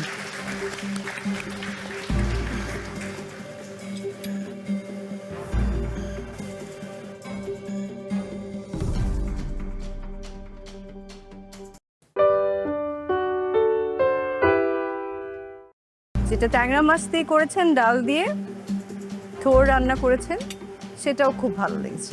আপনাদের টিম ওয়ার্ক করতে কি কোনো ঝামেলা হয়েছিল? না, এটা খেয়ে মনে হচ্ছে যে এটা মোচার কোফতা। ইট টেস্ট লাইক মোচা।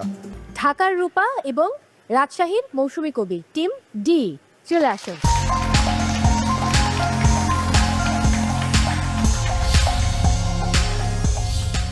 আমরা আজকে করেছি মোচার কোপ্তা কারি, বিনি চালের ভাত আর ট্যাংরা মাছ দিয়ে থোরের হচ্ছে ঝোল, সঙ্গে ডাল আছে।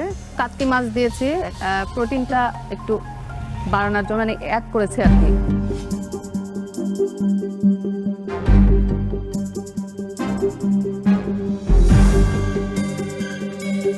আপনাদের টিম ওয়ার্ক করতে কি কোনো ঝামেলা হয়েছিল? না। ফুড টেস্ট নিয়ে যদি বলি, যেটা কলার মানে মোচাটা দিয়ে যেটা কোপ্তা করেছেন, রাইট? জি।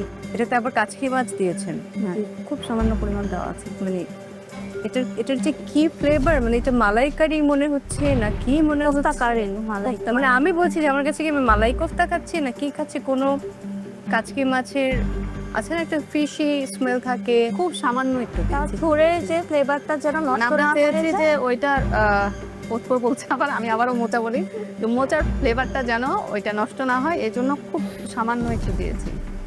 ফ্লেভারফুল, খুবই মজা, আউটস্ট্যান্ডিং। আর চালটা তো ভালো লেগেছে। যেটা ট্যাংরা মাছ দিয়ে করেছেন, ডাল দিয়ে থোর রান্না করেছেন, সেটাও খুব ভালো লেগেছে। Thank you. হ্যাঁ, ট্যাংরা মাছটা চুজ করাতে আমার খুব ভালো লেগেছে। কাটাটাও ভালো হয়েছে। বগুলি কাটার কিন্তু একটা স্টাইল আছে। জি ম্যাম, এটা যদি থাকে তাহলে মানে এটা গলায় লাগে। তো ঝোল করে রান্না করা হয়েছে, ওয়াইজ ডিসিশন ছিল। আর তার সাথে ফিশটাও। নারকেল দুধে বাহারি পোলাও, মানে 2 আওয়ার্স আপনি একদম খুব এফোর্ট দিয়ে ইউজ করেছেন। Thank you. প্রেজেন্টেশনটা একদমই আপ টু দ্য মার্ক না। এফোর্ট দিচ্ছেন অনেক, বাট সেই অনুপাত আর কি জিনিসটা হয়নি আর কি। এবারে সিলেটের প্রতিযোগী রোহেনা সুলতানা চলে আসুন।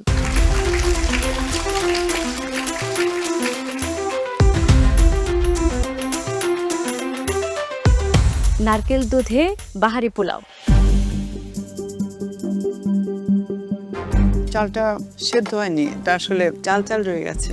খাবারের তো মেইন ব্যাপারই হচ্ছে যেটা well cooked and tasty. There is no way to understand যেটাতে আপনি কোকোনাটের যে কোনো ধরনের ফ্লেভার ইউজ করেছেন। Thank you. Thank you. ডাকছি ঢাকার প্রতিযোগী রূপাকে।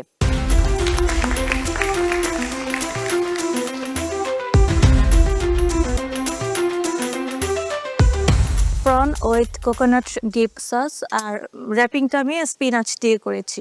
ভিতরে স্টাফিং কি স্পিনাচের? লাইক আমি রিজোটোর মতো করতে চেয়েছি। এটা থিঙ্ক করে কিন্তু আমি এটা একটু কন্টিনেন্টাল করার ট্রাই করেছি আর কি। মানে 2 আওয়ার্স আপনি একদম খুব এফোর্ট দিয়ে ইউজ করেছেন। Thank you. এর কি ভালো ছিল? চিপস মজা। নিয়ে থ্যাংক ইউ। ভালো ছিল, বেশ ভালো। এবারে ঢাকার প্রতিযোগী নৌশিন বিনতে মামুন চলে আসুন।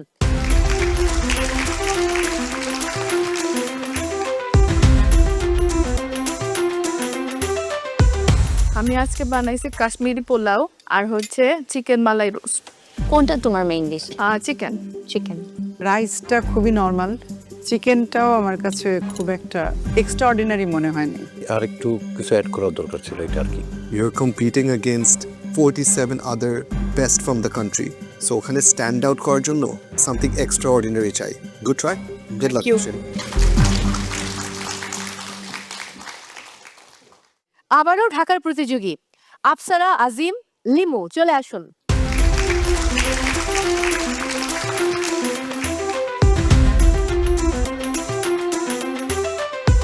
আজকে আমি বানিয়েছি steamed pulao, mashed chicken, steamed prawn. Sticky রাইসের তো একটা স্পেসিফিক রাইস থাকে, বাট আপনি ওটার একটা ইফেক্ট আনতে চেয়েছেন। হ্যাঁ, মানে পোলাও চাল দিয়ে করতে চেয়েছি। এখানে কোকোনাটের কোনো রকম ফ্লেভার পাচ্ছি না আমি। মানে আপনি করেছেন, এফোর্ট দিচ্ছেন অনেক, বাট সেই অনুপাতে আর কি জিনিসটা হয়নি আর কি। প্লিজ।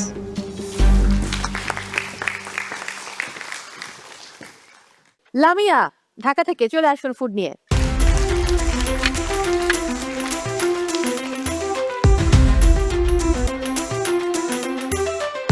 লামিয়া কি বানিয়েছেন?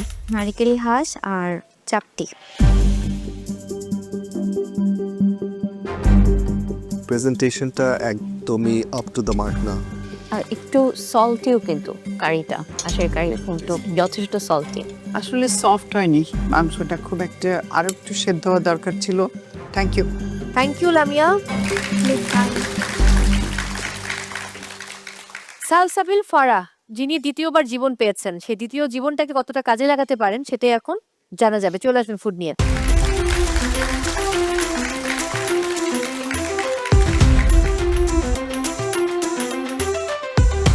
Today I made chicken coconut ramen. কোকোনাটের যে ফোফাটা যেটা as a replacement for mushroom.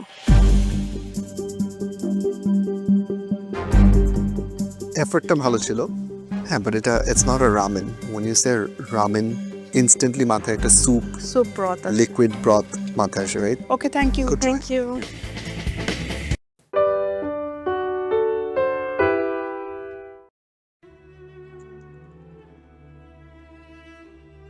Giờ có mặt thì sao? Giờ có mặt sao? Phải không? Người anh gãy hết rồi. Người anh gãy hết rồi. À đây rồi. Anh có cách anh quỳ quay. Anh quỳ quay được cái Vũ này.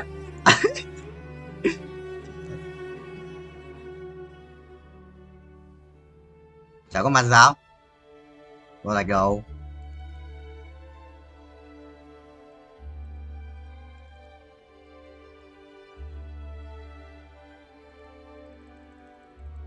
Phải không? Người chị bay không? Bay chị bay.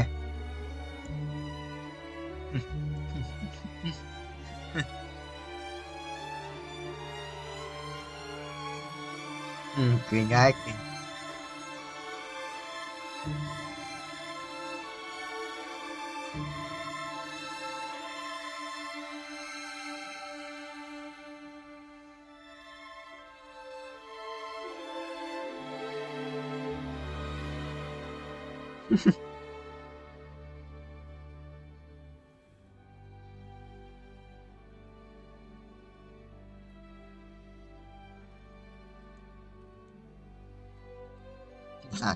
Bài luôn chủ.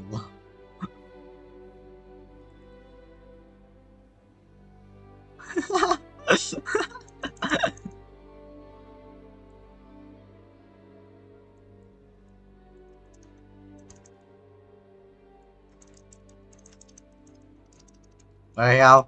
Có tùy không? Xuân bố. 2 tỷ 8 à?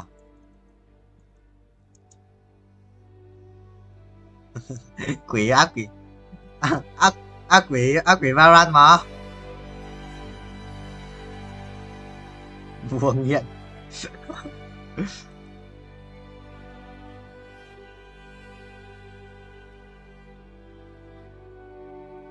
Nghiện lặng quá, sự lặng ấy. À quên mất, tin cần internet rồi anh em ạ. Đó nó đi để tía đi mua đồ, đi quân sự cùng với cả bọn bạn nói bằng Long ấy.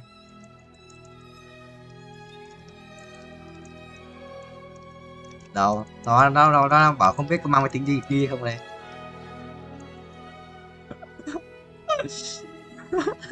Bác Hồ à, sự khó không?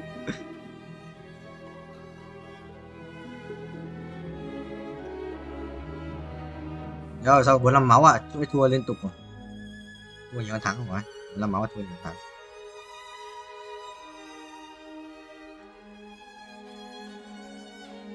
Đây rồi.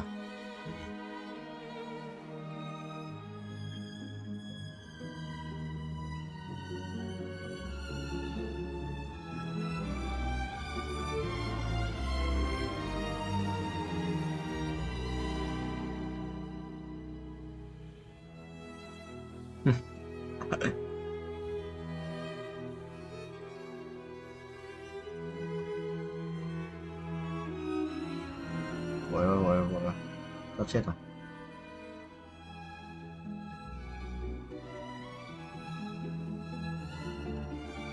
Không à? Kéo đây.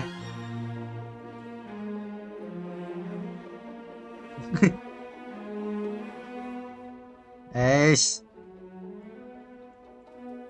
đó không?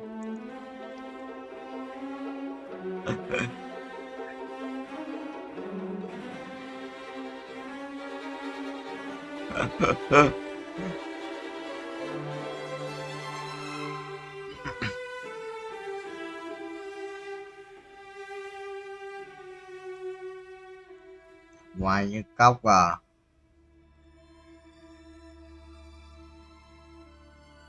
Ngọt.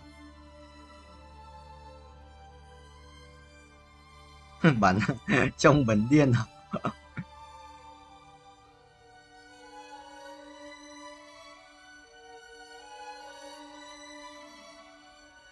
What the hell? Tụi học vô. Nhân viên con nét.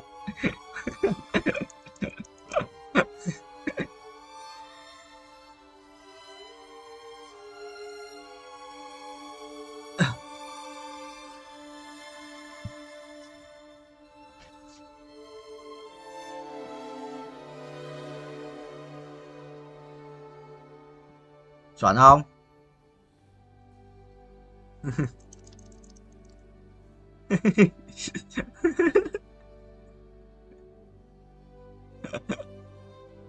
Trời ơi.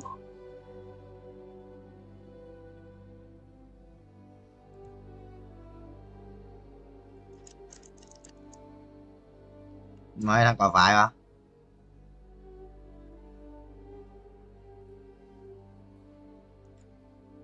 Anh có ăn đâu, ăn làm gì, ăn nóng lắm để muộn ngày.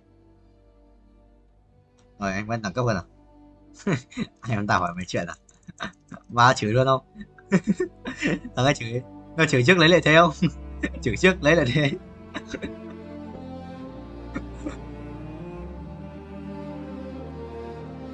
Ui thì cút. Đây, anh đang là khách à?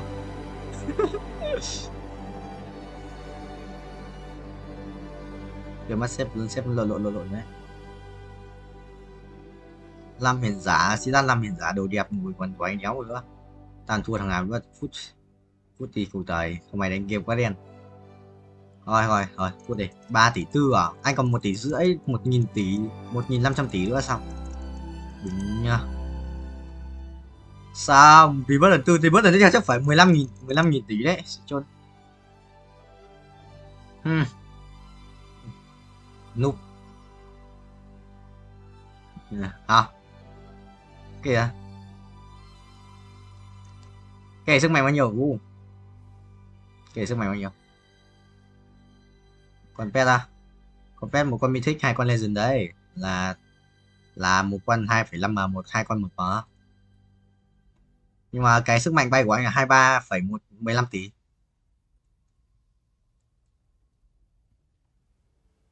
Ừ à. Nhưng mà đéo này rất vui, chồn vô. Em ơi. Lần mà rất vui là cái gì?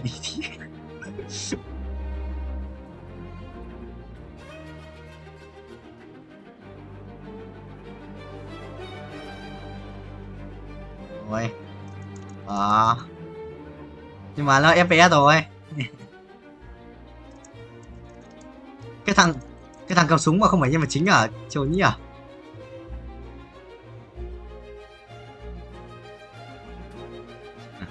Ghê vậy.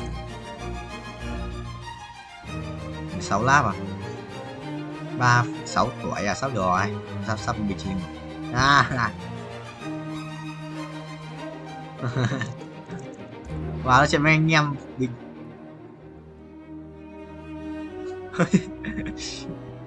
hồi đầu hồi đầu anh cũng nói về game mà, hồi đầu chả phải nói về game. giờ giờ master rồi.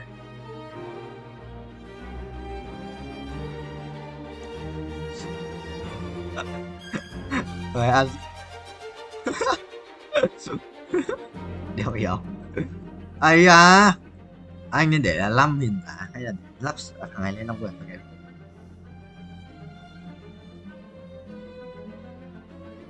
À, người đi thế. Mình đi thì. Giờ nó làm một này.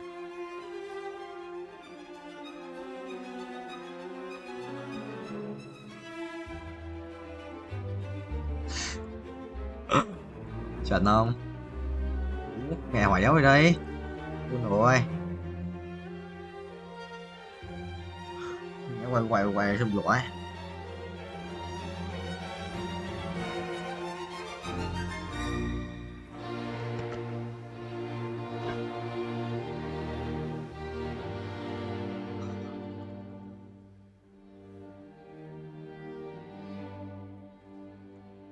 Tại cái xe máy còn không?